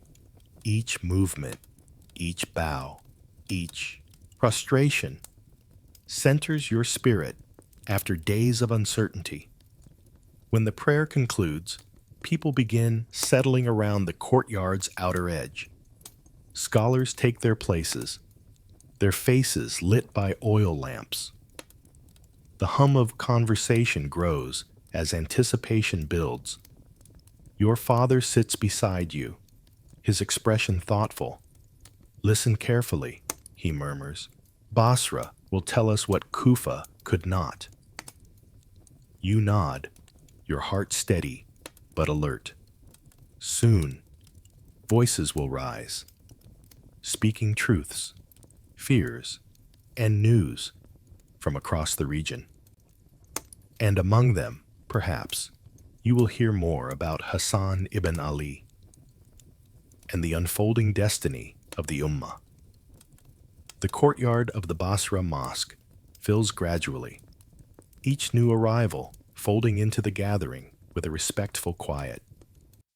Oil lamps arranged along the wooden beams cast soft amber circles across the space, illuminating faces marked by travel, age, worry, and hope. A gentle breeze moves through the open-air arches, carrying the mingled scents of river water and lantern smoke. You sit beside your father, with your mother and brother close by. The ground beneath you is cool, smoothed by generations of worshippers. As the scholars settle at the center, the hum of conversation fades. Their presence commands attention, not through authority or grand gestures, but through the stillness of true knowledge. The eldest among them, a man with a long white beard and steady gaze, lifts his hand. The remaining whispers dissolve. "People of Basra and honored travelers," he begins, voice calm and deep, "may peace and mercy be upon you. Much weighs upon the Ummah in these days, and we gather not to stir fear, but to illuminate truth." A murmur of assent moves through the crowd. The scholar continues, "News from Kufa has reached us steadily. Hassan ibn Ali, may Allah honor him, continues his counsel with leaders from both sides. Though tension rises, he remains committed to preventing further bloodshed." Your father leans in slightly, listening with the quiet intensity of a man who has waited days for clarity. Another scholar steps forward, a younger man with ink-stained fingers and a voice shaped by years of recitation. Reports say that Muawiyah's envoys have proposed terms that would place leadership in his hands, while ensuring safety and rights for the people of Kufa and the supporters of Hassan. These terms are being weighed carefully. No agreement has been announced. A woman near you releases a shaky breath, as though she had been holding it through the entire journey. The younger scholar continues, "There are disagreements among the people. Some see unity in these negotiations. Some see fear, others see wisdom, but none can deny the fatigue of the Ummah. Years of conflict have aged even the young." A quiet settles, not heavy, but reflective. The elder scholar resumes, "Hassan ibn Ali does not seek power for himself. This much is clear. Those close to him say his concern remains the safeguarding of the Ummah's heart. Leadership is a trust, not a trophy." Your mother nods faintly, her fingers tightening around the edge of her shawl. A third scholar, broad-shouldered, stern yet compassionate, steps forward. "Reports from tribes near the Euphrates tell us the same tale. Tensions rise, but the people hesitate. No one wishes to be the spark that sets flame to a divided house. There is hope, yes, but fragile, like a lantern flame in wind. You feel that fragility in your chest. It echoes the uncertainty that carried you from Kufa, across dunes and heat, to this very courtyard. A traveler from your caravan raises his hand respectfully. "What of Basra?" he asks. "Do we remain untouched by this?" The scholars exchange brief glances before answering. Basra remains stable because its people hold firmly to restraint, the elder says. But no corner of the Ummah is free from the trembling of its foundations. We prepare not with swords, but with patience, prayer, and readiness for whatever Allah decrees. Your father closes his eyes momentarily, as if letting the words settle into his bones. The scholars speak for nearly an hour about lessons from past conflicts, about the role of the community in preserving unity, about the dangers of rumors and the need for verified truth. Their voices weave a tapestry of both warning and comfort. As the gathering grows quieter again, the elder scholar offers a final reminder. The Ummah has weathered storms before. It will weather this as well, if we guard our hearts from haste and our tongues from division. A warm hush fills the courtyard. As the crowd begins to disperse, lanterns flickering in the deepening night, you feel your father's hand on your shoulder.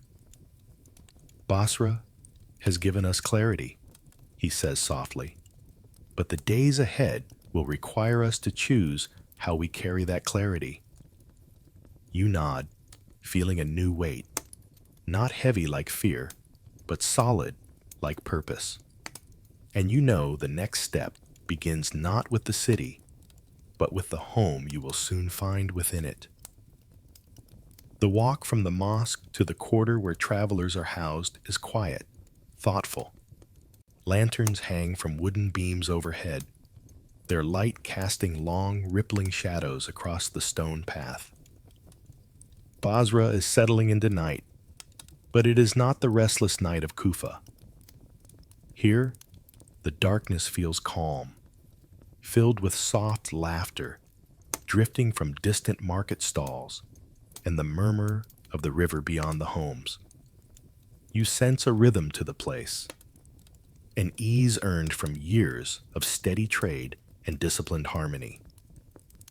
Harith ibn Talha, the official who welcomed the caravan at the gates, walks ahead with measured steps. The merchant's quarter is accustomed to guests, he explains. Travelers, scholars, traders. Basra is built upon the movement of people and ideas. He says it with a quiet pride. Your father listens closely, absorbing every word like a map of this new world. The quarter opens into a broad courtyard surrounded by mud brick homes, each one adorned with woven mats and simple wooden awnings. Date palms line the edges, their fronds rustling softly in the night breeze. A well sits in the center, its rope worn but sturdy from decades of use.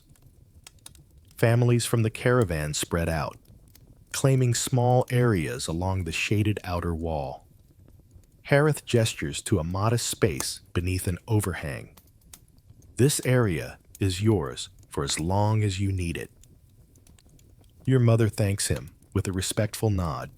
She sets down her bundle and begins to organize the sleeping mats with practiced efficiency.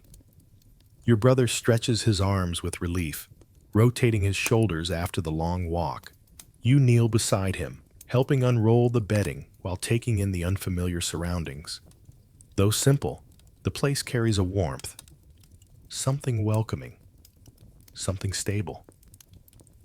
As the travelers settle, neighbors from the surrounding homes emerge with trays of food. Basra is renowned for its hospitality, and tonight proves no exception. A woman with kind eyes offers your family a clay dish filled with lentils, spiced fish, and warm flatbread. Eat, she says gently. Travel dulls the spirit. Food restores it. Your father accepts the dish with gratitude, bowing his head. May Allah bless your generosity. The woman smiles. Here, we take care of one another. The city thrives when hearts do. Around the courtyard, other neighbors share dates, water, and simple comforts. The scene hums with cooperation, and even the animals seem to relax. Camels resting quietly in the far corner, their burdens finally set down. As your family eats, conversation begins to flow. A merchant sits beside your father, introducing himself as Musa ibn Qays. His face is weathered by sun and sea winds. Trade brings stories, he says, tearing a piece of bread. And lately, every story from the north carries the same theme. He pauses. Change. Your father nods thoughtfully. We have seen the tension in Kufa. We came seeking clarity. Musa drinks from a clay cup before speaking again. Basra is divided in thought, but not in spirit. Many support Hassan's search for peace. Others fear Muawiyah's influence. But we all agree on one thing. The Ummah must not break further. His voice softens. People forget the weight that leaders carry. Power is not a comfort. It is a burden. His words echo those spoken by the scholars, weaving themselves into the growing tapestry of understanding forming in your mind. As night deepens, the quarter's lanterns dim one by one. Children curl into blankets. Adults rest their backs against the cool walls, and quiet conversations taper into soft whispers. The city itself seems to sigh, settling into its natural rhythm. Your family prepares for sleep, the air filled with the rustle of palms and distant river sounds. You lie under the overhang, gazing at the slice of star-filled sky visible through the awning. The journey from Kufa feels distant now, softened by Basra's calm embrace. Yet as your eyes grow heavy, you sense movement beyond the courtyard. Footsteps approaching, steady and purposeful. A faint murmur of voices reaches you. News travels quickly in Basra, and by morning, whatever those footsteps bring will shape the next days in ways you cannot yet foresee. The first light of morning creeps quietly into the merchant's quarter, weaving pale gold across the courtyard floor. You wake to the gentle rustling of date leaves swaying overhead and the faint murmur of neighbors beginning their daily tasks. Your mother is already seated near the well, drawing water with smooth, practiced motions. Your father kneels in prayer, his silhouette calm against the shifting dawn. For a moment, peace feels like a tangible thing, soft, steady, grounding. But then you hear it again, the low murmur of voices just beyond the courtyard, the same hushed urgency that stirred your senses the night before. Your brother notices as well. He sits up, eyes narrowing toward the entrance. Footsteps approach, measured, deliberate, too purposeful to belong to someone wandering idly. A moment later, Harith ibn Tala steps into view, accompanied by a man you don't recognize. The newcomer is tall and broad-shouldered, his cloak marked with the dust of travel. He carries himself with a mixture of authority and humility, the kind of posture You've come to associate with messengers bearing weighty news. Your father rises, offering a respectful greeting. Peace be upon you both, and upon you peace, Harith replies, his expression gentler than his urgency suggests. He motions toward the stranger. This is Zuhair ibn Arqam, a courier from the northern routes. He brings word, news that reached Basra during the night. Zuhair bows his head. Peace and mercy be upon you, he says, his voice steady but tinged with fatigue. May I speak? Your father gestures for him to continue.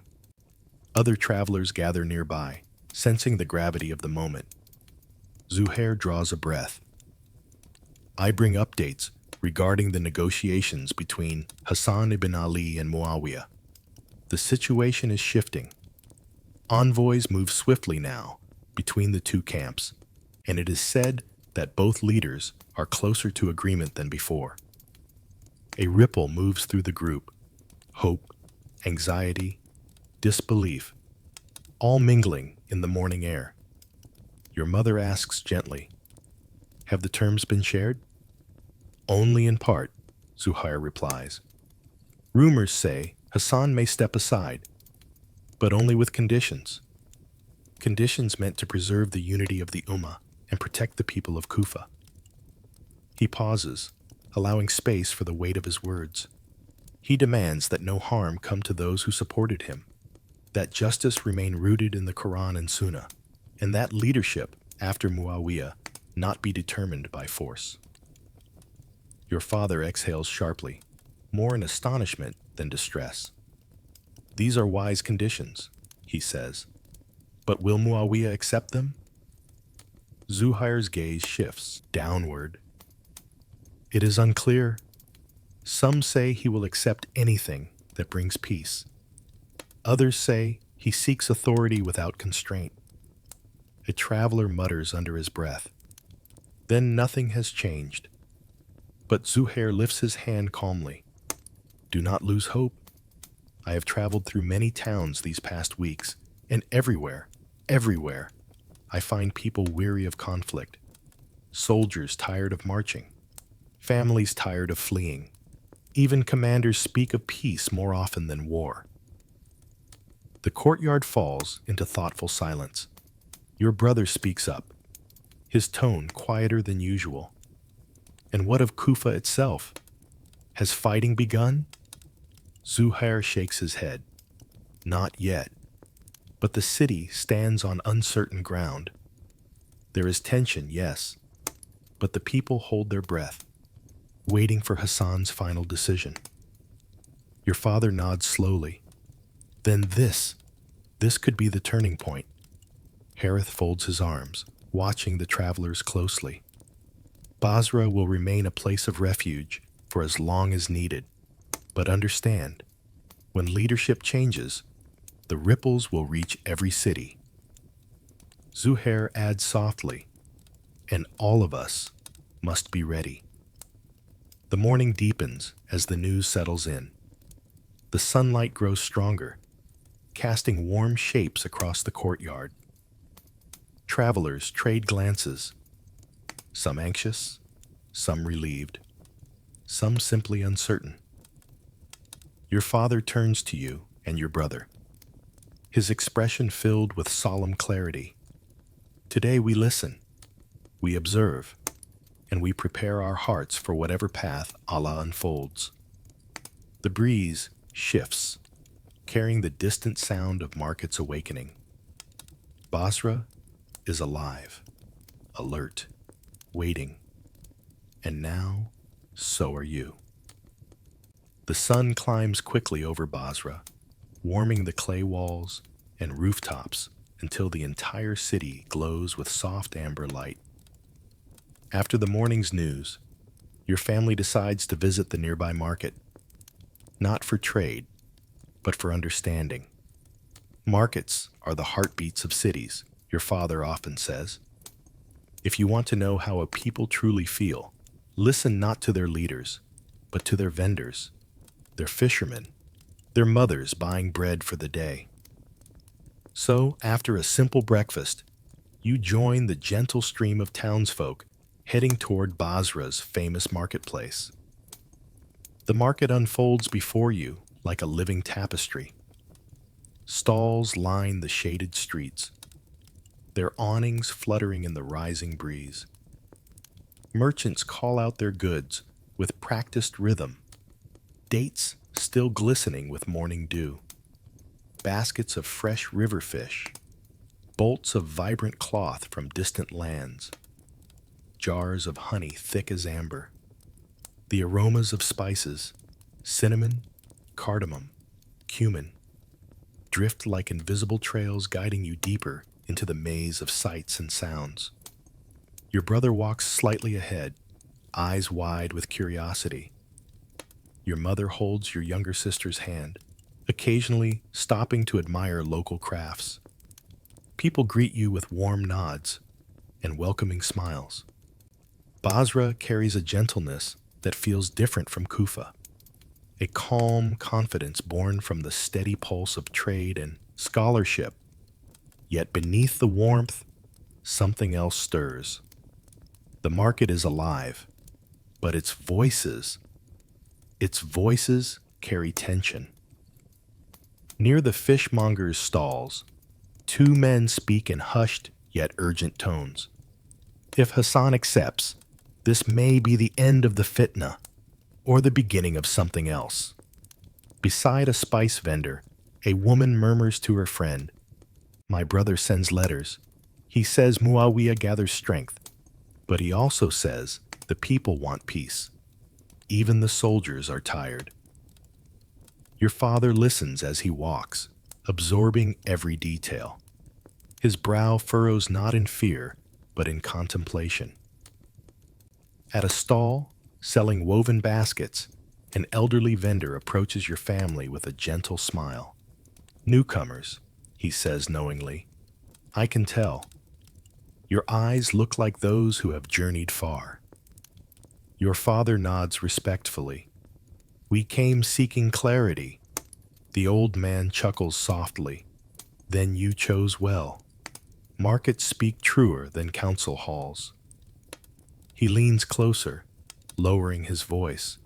"Basra stands ready for whatever comes, but the people hope, truly hope, that Hassan will choose peace. Not because they underestimate him, but because they trust his heart, and they fear what continued division will do to us." Your mother listens with a soft sadness in her eyes. "The Ummah is tired," she murmurs. "Yes," the old man agrees. "Tired, but not broken." You move on, the words following you like a quiet echo.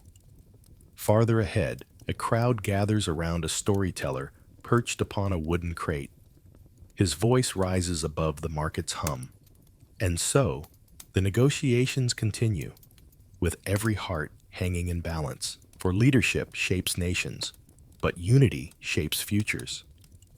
People listen, some nodding, some frowning, but all engaged. Basra is a place where knowledge lives in the open, carried by voices as much as by books. Your brother whispers, "Do you think Hassan will choose it? The agreement?" Your father's answer is measured. "I think he will choose what protects the most people, even if it pains him." Your mother nods. "That is the weight of true leadership." A hush suddenly ripples through the nearest stalls as a group of young scholars passes by, discussing the latest messages from Kufa. You catch fragments. "Another envoy arrives today. Terms almost finalized. News before nightfall, perhaps." Your heart stirs. Tonight, the market begins to feel charged, alive with anticipation. People speak more quickly. Buyers hurry from stall to stall, and even the merchants seem slightly distracted, glancing toward the city center as though expecting news to arrive any moment. Your father gently places a hand on your shoulder. We have heard what we needed, he says softly. Basra speaks clearly. Tonight may bring answers. As the sun climbs higher, you begin the journey back to the merchant's quarter, your mind swirling with the voices of Basra, hopeful, cautious, yearning for unity, and by evening, the message the city awaits will begin its journey toward you. By late afternoon, the mood in the merchant's quarter shifts. The air grows thicker, not from heat, but from anticipation. Conversations that once floated carelessly now cluster in tight, quiet circles. Travelers sit closer together. Neighbors peek out from shaded doorways, and children sense the tension enough to play more softly beneath the swaying palms. Something is coming. Everyone feels it. You sit with your family beneath the overhang, sharing a simple meal of bread and lentils. Your father tears his bread slowly, thoughtfully. Your mother glances often toward the entrance of the courtyard, as though expecting someone to appear. Even your usually restless brother sits still, his fingers tracing patterns in the dirt floor. The sky begins its subtle descent into amber hues when Harith ibn Talha enters the courtyard again. His stride is purposeful, and though he wears a calm expression, his eyes reveal the weight of news carried carefully. Travelers rise almost at once. A ripple of movement spreads through the quarter as people gather around him. Men, women, elders, children, scholars, merchants. A soft circle forms, the tension humming like a muted drum beneath the air. Harith lifts his hands gently. Peace be upon you all. And upon you peace, the crowd responds as one. He clears his throat. Word has come from the northern caravans, messengers who traveled faster than the traders, bearing letters and spoken accounts. They bring news from Kufa. He pauses, letting the silence fill with expectation. Your heart thuds. The negotiations between Hassan ibn Ali and Muawiyah ibn Abi Sufyan, Harith continues carefully, have reached a critical moment. Gasps ripple quietly through the crowd. It is said, he adds, voice steady, that a final series of terms has been presented. Hassan's advisors have gathered. Muawiyah's envoys wait for the answer. Someone in the back whispers, "So it is true. We stand at the edge of change?" Harith nods, acknowledging the whisper without judgment. The city of Kufa is tense, but it has not erupted. People wait for Hassan's decision with respect, even those who fear its outcome. Your father steps forward slightly. And what of the terms themselves? Are they known? Harith hesitates, then nods.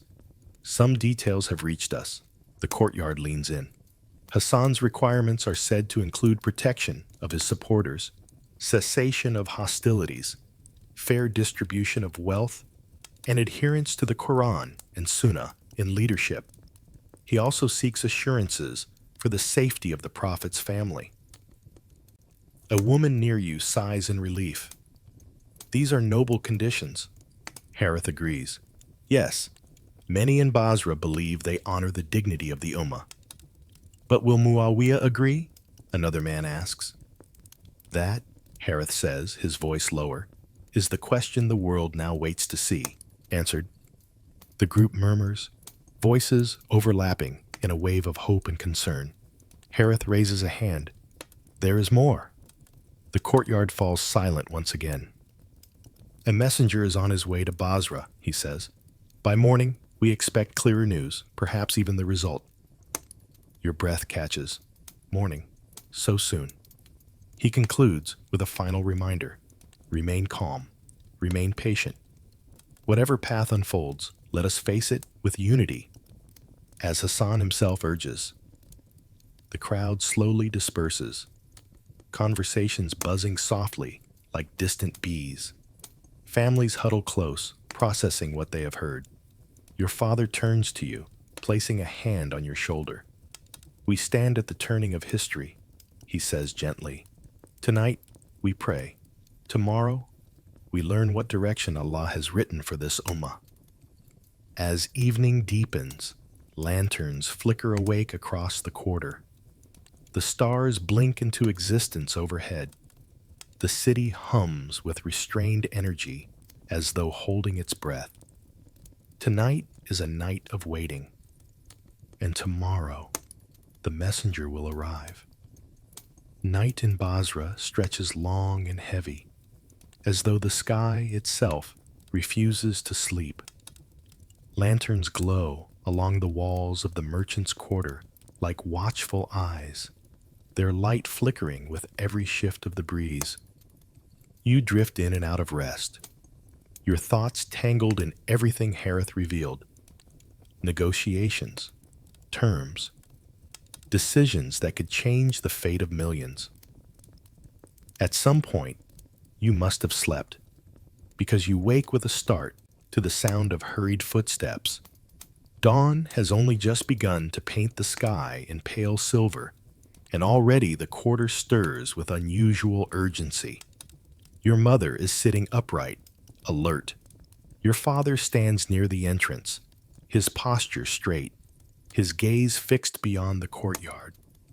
A low murmur spreads through the gathered families. Someone says softly, "He's here." Your brother rises beside you, brushing dust from his cloak. "The messenger?" You nod, heart thudding in your chest. Moments later, the gates of the merchant's quarter open and a single rider enters. His horse is flecked with foam, its sides heaving from long, uninterrupted travel. The rider himself looks exhausted. Dust clings to his clothing, and sweat beads on his brow. But his presence radiates urgency more than fatigue. He dismounts with practiced efficiency, clutching a leather satchel bound tightly with string. Harith ibn Talha steps forward to greet him. "You carry news?" The messenger bows his head. "I do, from Kufa." A hush falls over the quarter. Even the camels, usually loud in the morning, seem to fall silent. The messenger reaches into his satchel and withdraws a sealed scroll, marked with the emblem of Hassan ibn Ali's scribes. He hands it to Harith, who receives it as though it were a sacred relic. But before he unrolls it, Harith turns to address the gathering crowd. "People of Basra, travelers, and guests, this message has reached us from Kufa. We will hear it together. Your breath holds, trapped in your chest." The entire courtyard leans forward. Harith breaks the seal. The parchment unfurls. The soft, crackling sound echoes louder than expected. He reads silently for a moment, his expression calm but shifting, first in concentration, then understanding, then something more solemn. When he finally lifts his eyes, he speaks with a voice steady enough for the entire quarter to hear. Hassan ibn Ali, may Allah honor him, has agreed to a peace accord with Muawiyah ibn Abi Sufyan. The words crash into the silence like a wave. Some gasp, others exhale sharply. A few bow their heads in immediate prayer. Children look around, confused by the reaction of their parents. Harith continues. He has agreed to relinquish leadership to prevent further bloodshed among Muslims, on the condition that the rights of all people are protected, that justice is upheld, and that the unity of the Ummah is preserved.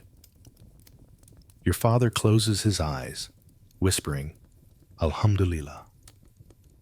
A man near you murmurs, "So, the fitna ends?" Harith nods slowly. "Yes, with this decision, Hassan seeks to preserve the Ummah, even at the cost of his own authority. He believes unity is worth more than political victory. The messenger steps forward, voice hoarse but earnest. I traveled quickly so that word could reach Basra before rumors twisted the truth. Hassan acted out of mercy, not weakness. A long moment passes, filled with whispers, tears, soft debates, shocked silence. But beneath it all, one emotion rises gently, steadily: relief. Your mother wipes a tear from her cheek. He chose peace, she whispers. May Allah bless him. Your father places a hand on your shoulder. This is history, he says quietly, and we are witnessing it with our own eyes. The messenger, exhausted, is offered food and water. Neighbors step forward to embrace one another. The tension that gripped Basra loosens. For the first time since your arrival, people smile without hesitation. And though questions remain about the days ahead, one truth settles into your heart with the warmth of the rising sun. The worst of the storm has passed. A new chapter for the Ummah begins. The news spreads through Basra with the speed of a river in flood. By mid-morning, the merchants' quarter is no longer simply a resting place. It is a crossroads of emotion. Families emerge from their shaded spaces, some with tears still glistening on their cheeks, others with guarded expressions, uncertain of how to feel. The messenger's words ripple through the city. Hassan ibn Ali has chosen peace. The fitna is ending. Basra responds like a living organism, breathing, murmuring, shifting. Your family steps out into the sunlit courtyard, mingling with the movement around you. Your father's shoulders seem lighter than they have in weeks. Your mother watches the people around her with soft, hopeful eyes. Even your brother, usually torn between conviction and worry, appears grounded in a new way. Neighbors gather in clusters, speaking in low but excited tones. A young scholar you saw at the mosque exclaims to nearby merchants, "This will save countless lives." Hassan's wisdom is unmatched. But not everyone celebrates. A man leaning against a shaded wall shakes his head slowly. "Surrender," he mutters, though his voice is more sorrowful than bitter. "I fear what comes next under Muawiyah." Another responds gently, "Better a single ruler than a fractured ummah. Unity is worth sacrifice." The debate is everywhere, some praising, some questioning, but all aware that a monumental shift has taken place. Harith ibn Talha, the city official who brought the announcement, moves through the quarter, ensuring that no misinformation spreads. He speaks with calm authority, reminding people of the conditions Hassan negotiated. This was not a defeat, he explains again and again. It was a choice to preserve life. At one point, he stops near your family. "You traveled far for clarity," he says with a faint smile. "I hope today brings it to you." Your father bows his head respectfully. "It does, and we thank Basra for giving us a place to hear it." Harith pats his shoulder. Basra stands with all who seek peace. As the city continues to absorb the news, the marketplace becomes a vibrant mosaic of reactions. You walk through the familiar stalls, now more alive than ever, watching how each corner of Basra interprets the dawn of this new chapter. Near the fish stalls, men gut their morning catch while discussing what the accord means for trade. "Stability will bring merchants back to the roads," one says. "Prosperity follows peace." By the spice vendors, women talk about letters they'll write to relatives in Kufa, hoping the city will finally rest. "May Allah bring comfort to those who suffered most," one says solemnly. As you and your family navigate the crowds, the sound of a drum suddenly echoes from the city center. Not a drum of war, but one of announcement. An old Basran tradition used only for news of immense importance. People gather near the central square, where a crier steps onto a raised platform. He unrolls a scroll similar to the one carried by the morning messenger.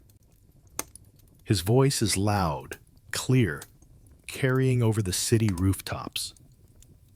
By the will of Allah, and in the interest of unity among Muslims, Hassan ibn Ali and Muawiyah ibn Abi Sufyan have agreed to end the conflict.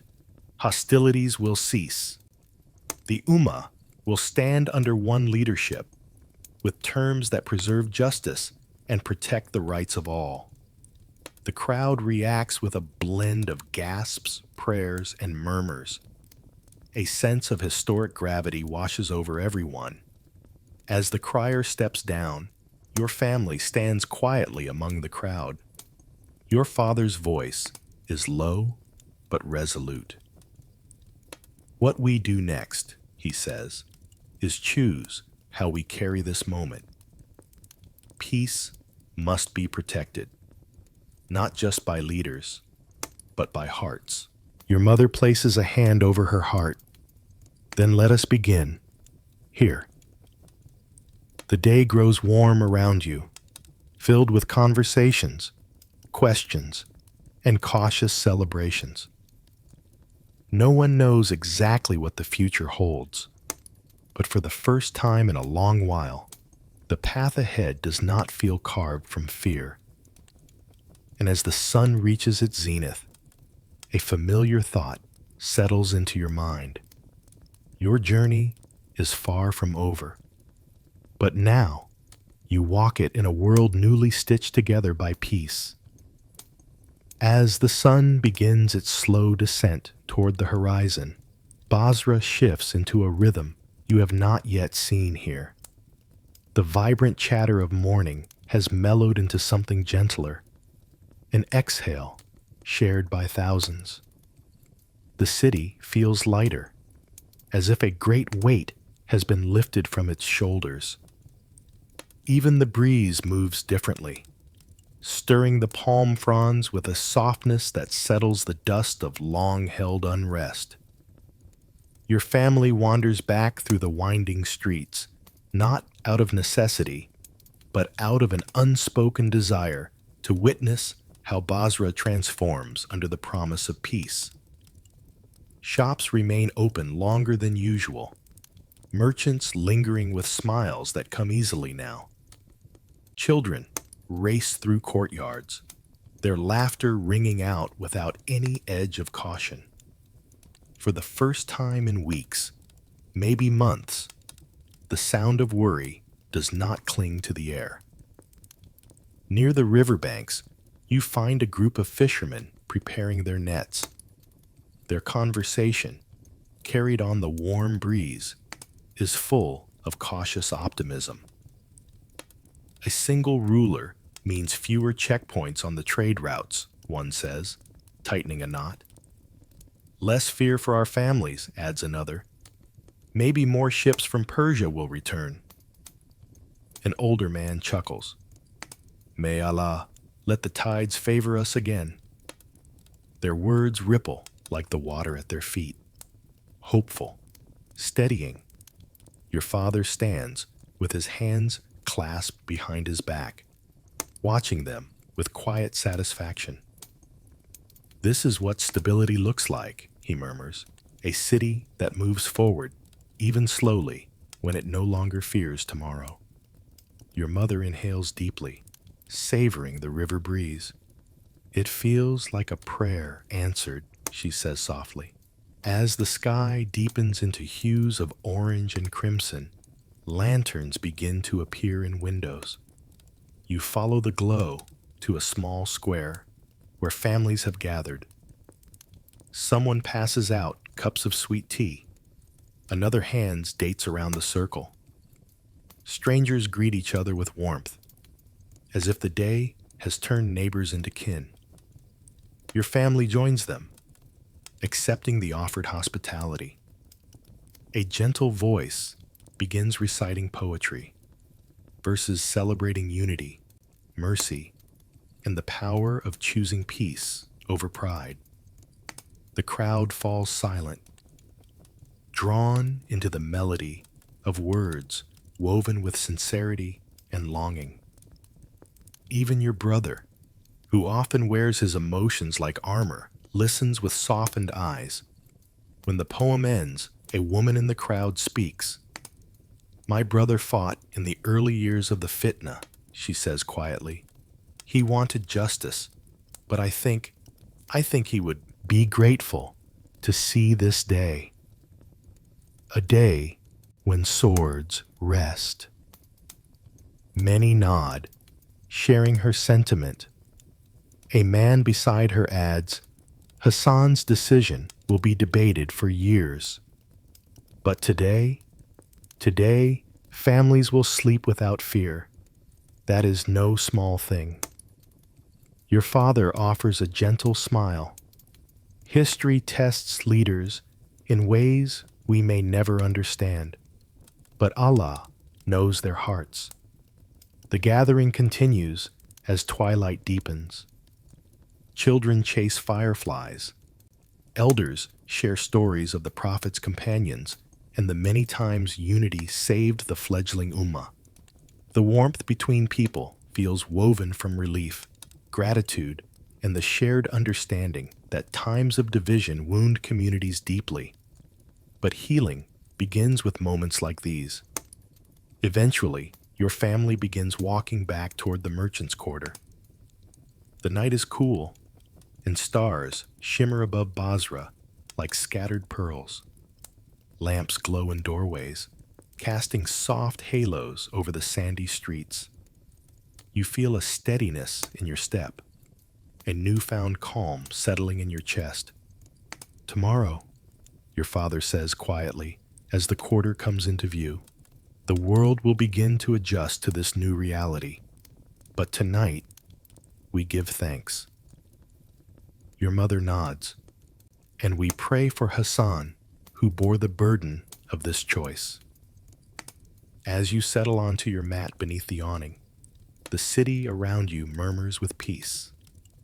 Tentative, fragile, yet beautifully alive. You close your eyes, knowing that Basra is learning to breathe again. And with it, so are you. The next morning arrives with a softness that feels almost unreal. The air over Basra is cool, carrying the faint scent of river mist and warmed bread drifting from nearby homes. You rise slowly, your body still adjusting to the idea that the world outside has changed, that the threat of civil war no longer hangs like a blade over the Ummah. Your family gathers for a simple breakfast. Your father pours warm milk into small clay cups, and your mother tears bread into pieces for everyone. Even in this ordinary moment, there is a quiet sense of renewal, like the first day after a long sickness, when the body remembers how to hope again. Then comes the knock. 3 firm raps at the courtyard entrance. Not urgent, but purposeful. Your father stands, exchanging a brief glance with your mother before stepping toward the gate. When it opens, a familiar face steps inside. Zuhair ibn Arqam, the courier who brought news just days before. His cloak is still dusty from travel, but today he wears something else. A faint smile. "Peace be upon you." He greets your family warmly. "And upon you peace," your father replies.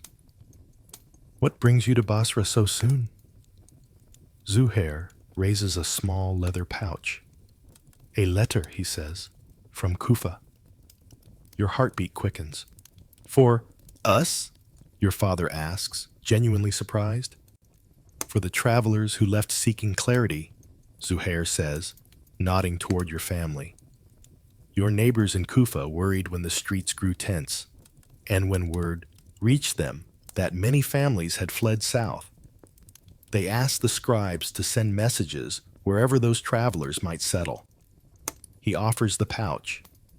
Your father receives it with gratitude, bowing his head. You gather close as he loosens the cord and unfolds the parchment inside. The handwriting is familiar, steady, elegant, unmistakably belonging to one of your father's close companions back home, Umar ibn Rafi.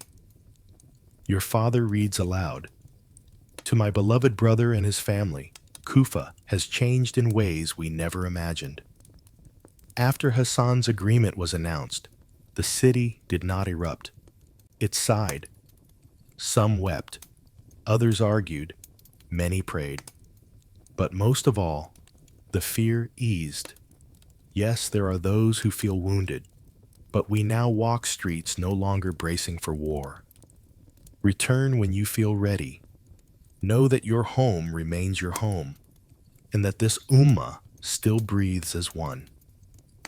Your mother covers her mouth, emotion welling in her eyes. Your brother exhales slowly, his shoulders relaxing for the first time in days. You feel warmth spreading through your chest. Relief, belonging, gratitude.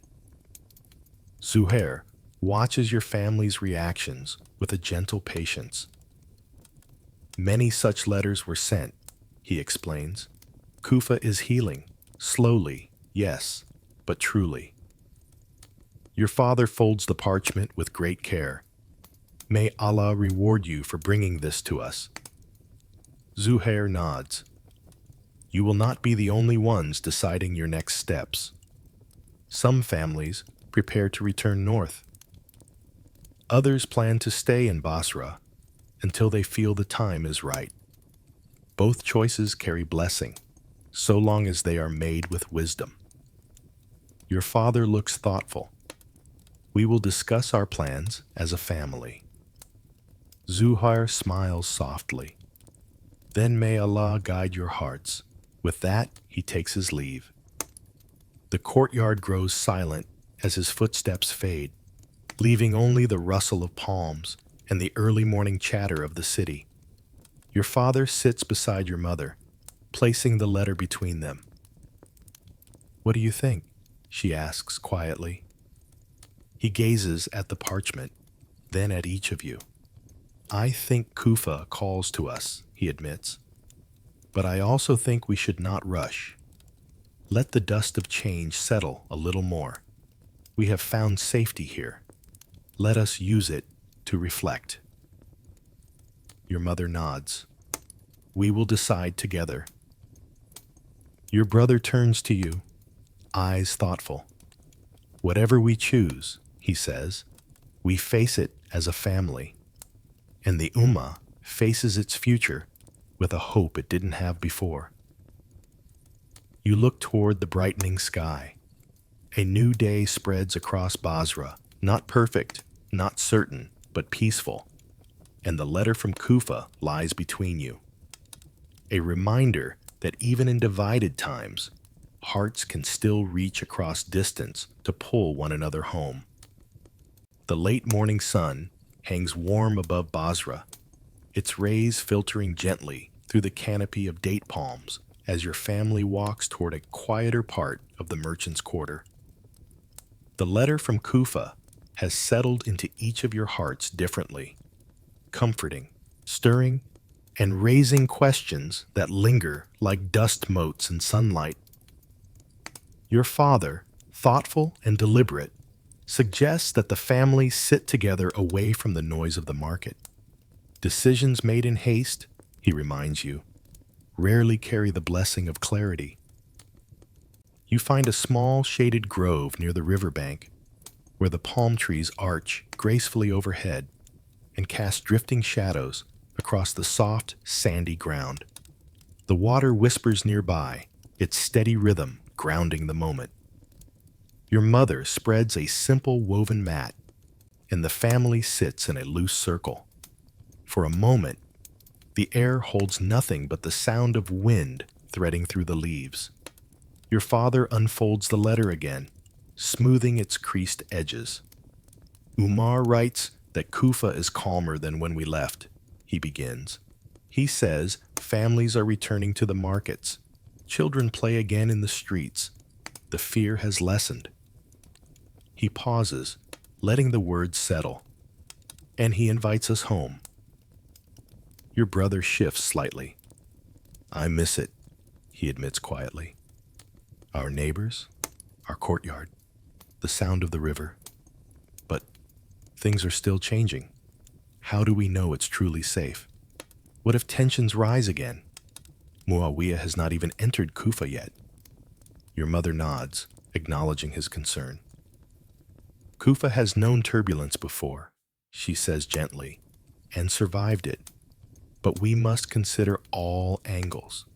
Safety, livelihood, the emotional toll of traveling again. She looks to you, giving you space to speak. You clear your throat softly. I feel calmer since coming here. Basra has been kind, but Kufa is home. And maybe returning now, when peace is fresh, might help us rebuild alongside everyone else. Your father's eyes soften at your words. Returning with intention, he murmurs, not out of fear, but out of purpose. He turns to your mother. What does your heart say? She takes a slow breath. My heart says we should wait a short while longer, not because I doubt peace. Allah has blessed this decision of Hassan, but because I want to see how the people respond when the new leadership settles. A few weeks more will give us clarity. Her voice holds gentle conviction. We left to find calm. Let us return with it, fully. Silence follows. Gentle, not uncomfortable. A time for each of you to reflect. Your father finally nods. Then we wait. We remain here until we see how the Ummah adjusts. And when our hearts agree, we go home.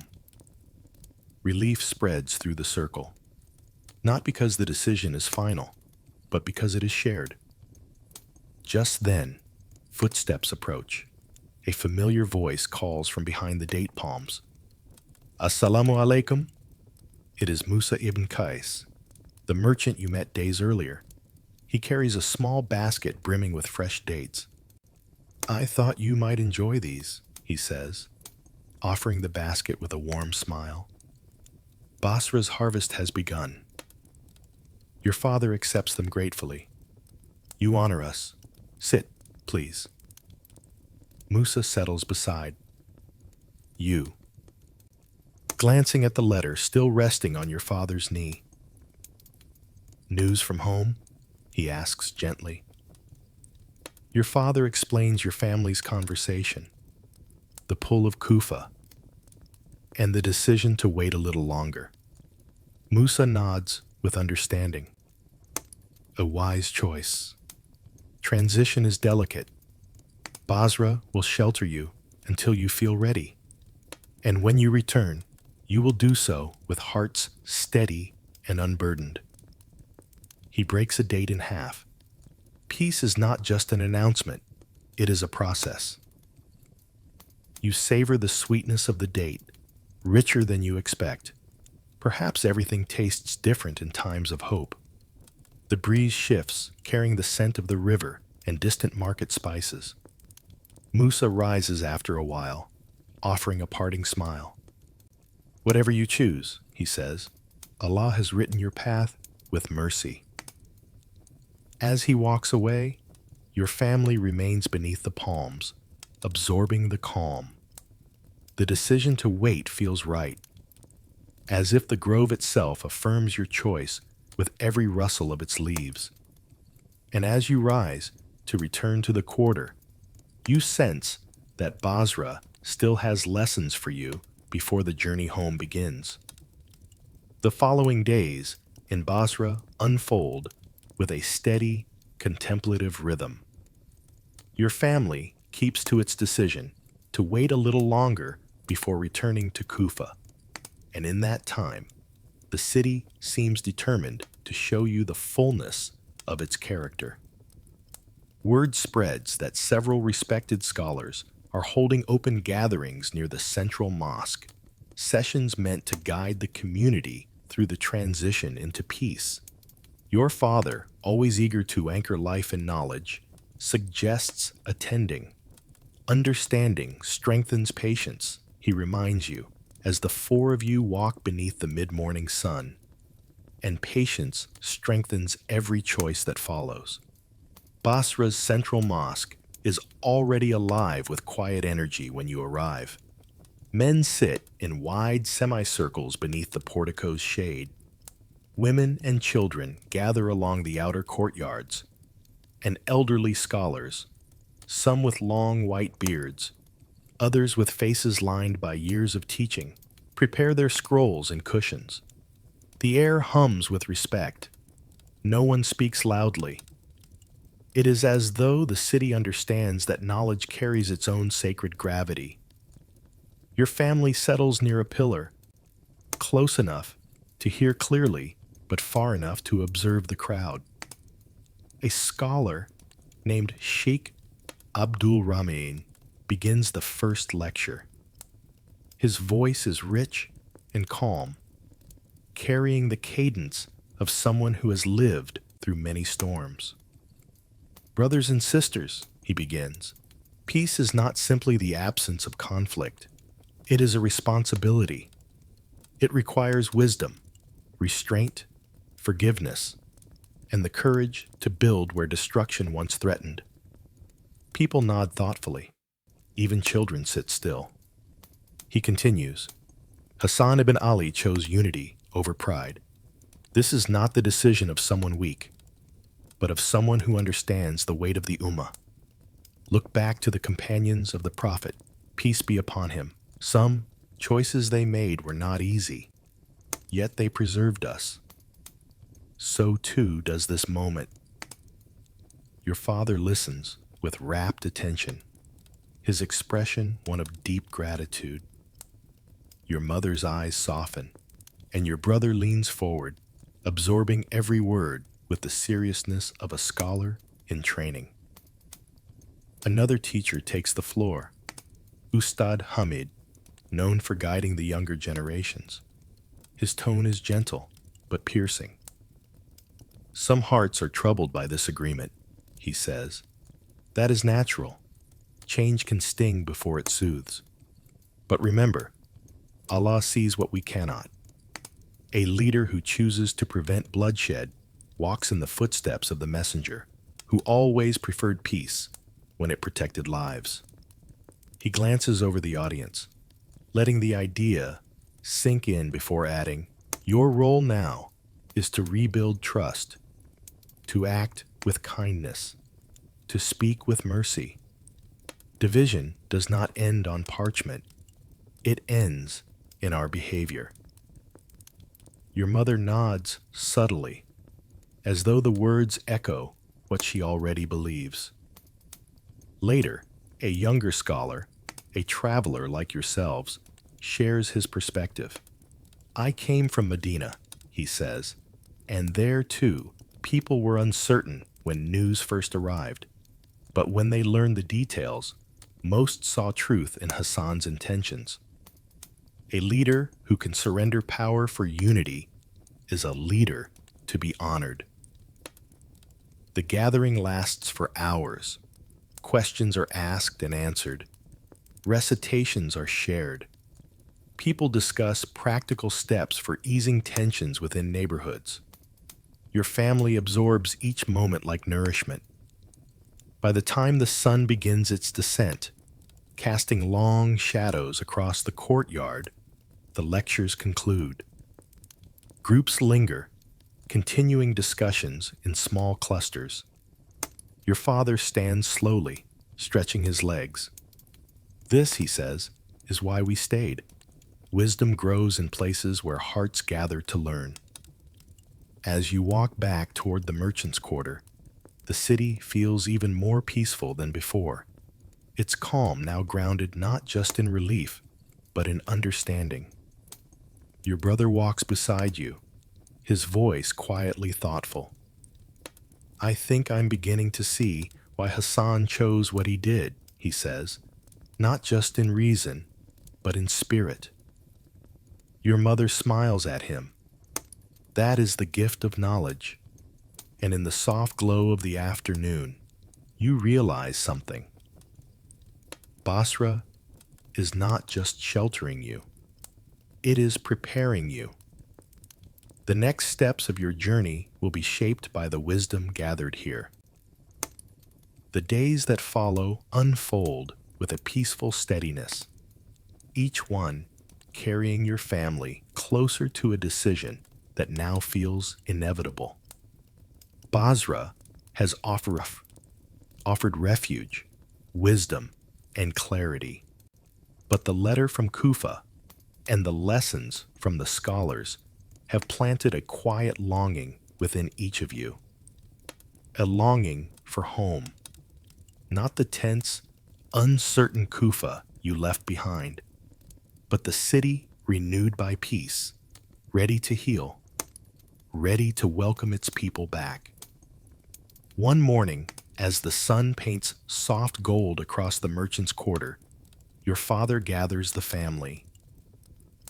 Around the low wooden table where breakfast waits. His expression is thoughtful, but lighter than you've seen in months. We've spoken many times about returning, he begins, meeting each of your eyes. I believe the time has come to plan our journey. Your brother straightens, a mix of excitement and nervousness flickering across his face. Your mother sets her cup down gently, her smile warm but measured. I agree, she says. Kufa's heart is calmer now, and so is ours. You feel something settle inside you, a sense of readiness you didn't know you were waiting for. Your father continues, we will leave in a few days, insha'Allah. Enough time to gather supplies and speak with the caravan leaders. The roads will be safer now, but we should not travel alone. Your mother nods, and we should visit the mosque again to thank those who have guided us. Throughout the day, preparations begin in earnest. Your family walks through Basra's bustling markets one final time, choosing travel provisions with care. The merchants greet you warmly, many of them recognizing your faces from the past weeks. Musa ibn Qais, the seasoned trader who once shared dates beneath the palm grove, approaches with a grin. I heard whispers that you may be returning north, he says. Is it true? Your father laughs softly. Word travels quickly in Basra. As fast as the river, Musa replies. If you join the caravan, leaving on the third morning from now, you'll travel with good company. Many families from the north are preparing to return. Safety in numbers, as they say. We will be there, your father assures him. Musa clasps his shoulder warmly. May Allah grant you a smooth path, and may Kufa welcome you with open arms. As your family continues through the market, you notice how different everything feels compared to your first days in Basra. The tension that once lurked beneath every conversation has dissolved into something gentler. Merchants focus on their craft. Children chase pigeons under shaded awnings.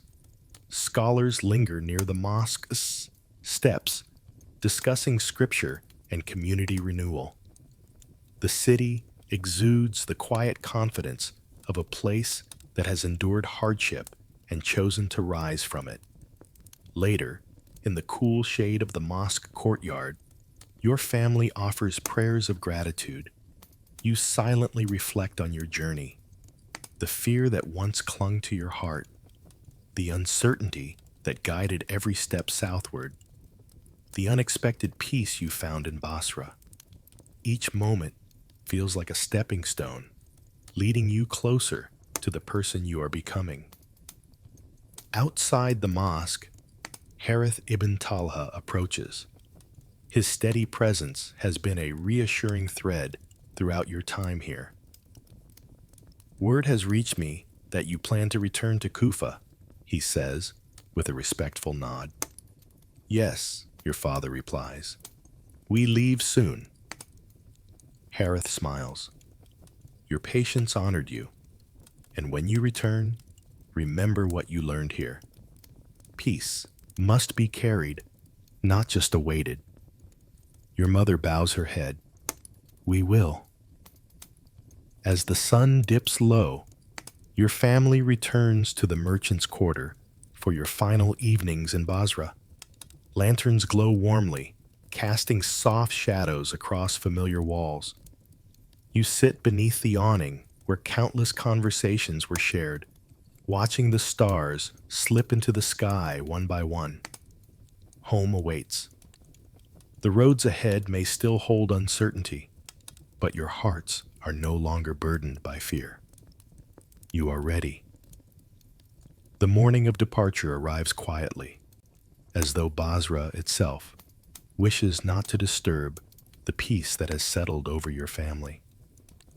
You wake before dawn, the cool air brushing your skin as the faintest line of light begins to stretch across the horizon. The merchant's quarter is hushed, lanterns still flickering from the night. Their glow casting gentle halos across the courtyard floor, where you spent so many nights in reflection. Your mother folds the last of your belongings into a woven travel bag. Your father checks the water skins one final time, making sure they are full and secure. Your brother tightens the straps on the bundle of supplies gathered over the past days: dried dates, bread, cloth wraps, and small gifts given by Basran neighbors who have come to care for your family. As you step outside the awning, the sky transitions slowly into pale gold. Familiar figures gather at the entrance of the quarter. Travelers who arrived in Basra seeking safety just as you did, now preparing to return home. With them stand the caravan guides, their camels already saddled, their voices low as they make final checks. Your father greets them warmly. We are ready, he says. Musa ibn Qays approaches with a broad smile. I knew your hearts would guide you north, he says. He places a hand on your father's shoulder. Travel with steadiness. And remember, Basra is always a home to you. Your mother embraces the kind woman who brought food on that first night. May Allah reward your generosity, she whispers. And may he bless your journey, the woman replies, wiping a tear. Send news when you arrive. The caravan sets off as the sun breaks fully over the horizon. Basra's streets glow warm and familiar as you walk through them one last time. Market stalls are opening, merchants sweeping dust from their thresholds. A fisherman you spoke to days earlier raises a hand in farewell. The scholars near the mosque offer quiet blessings. Even the children, playing near the date palms, pause to wave as the caravan passes. Leaving Basra feels different from leaving Kufa. When you fled the north, your heart was heavy with fear. Fear of the unknown, of conflict, of the future unraveling. Now, as you walk toward the city gates, your steps are steady, grounded by clarity. You are not fleeing. You are returning with intention. The road beyond Basra stretches wide and sunlit, the desert horizon gentle and open. Camels sway forward, their steady rhythm guiding the caravan through the first miles. The river's distant glitter fades as the dunes rise around you, and with them, memories of the journey south return, only now transformed by everything you've learned. Your father walks beside you, staff in hand. Do you feel it? He asks quietly. What? You reply. Calm. You realize you do. The same road that once seemed endless and harsh now feels like a bridge, a path connecting two chapters of your life. Your brother chimes in with a grin. When we reach Kufa, we will find it changed, and we, he gestures between you, are changed too. Your mother lifts her veil slightly to breathe the cool morning air. A family travels not just across distance, she says, but across understanding. Basra gave us that.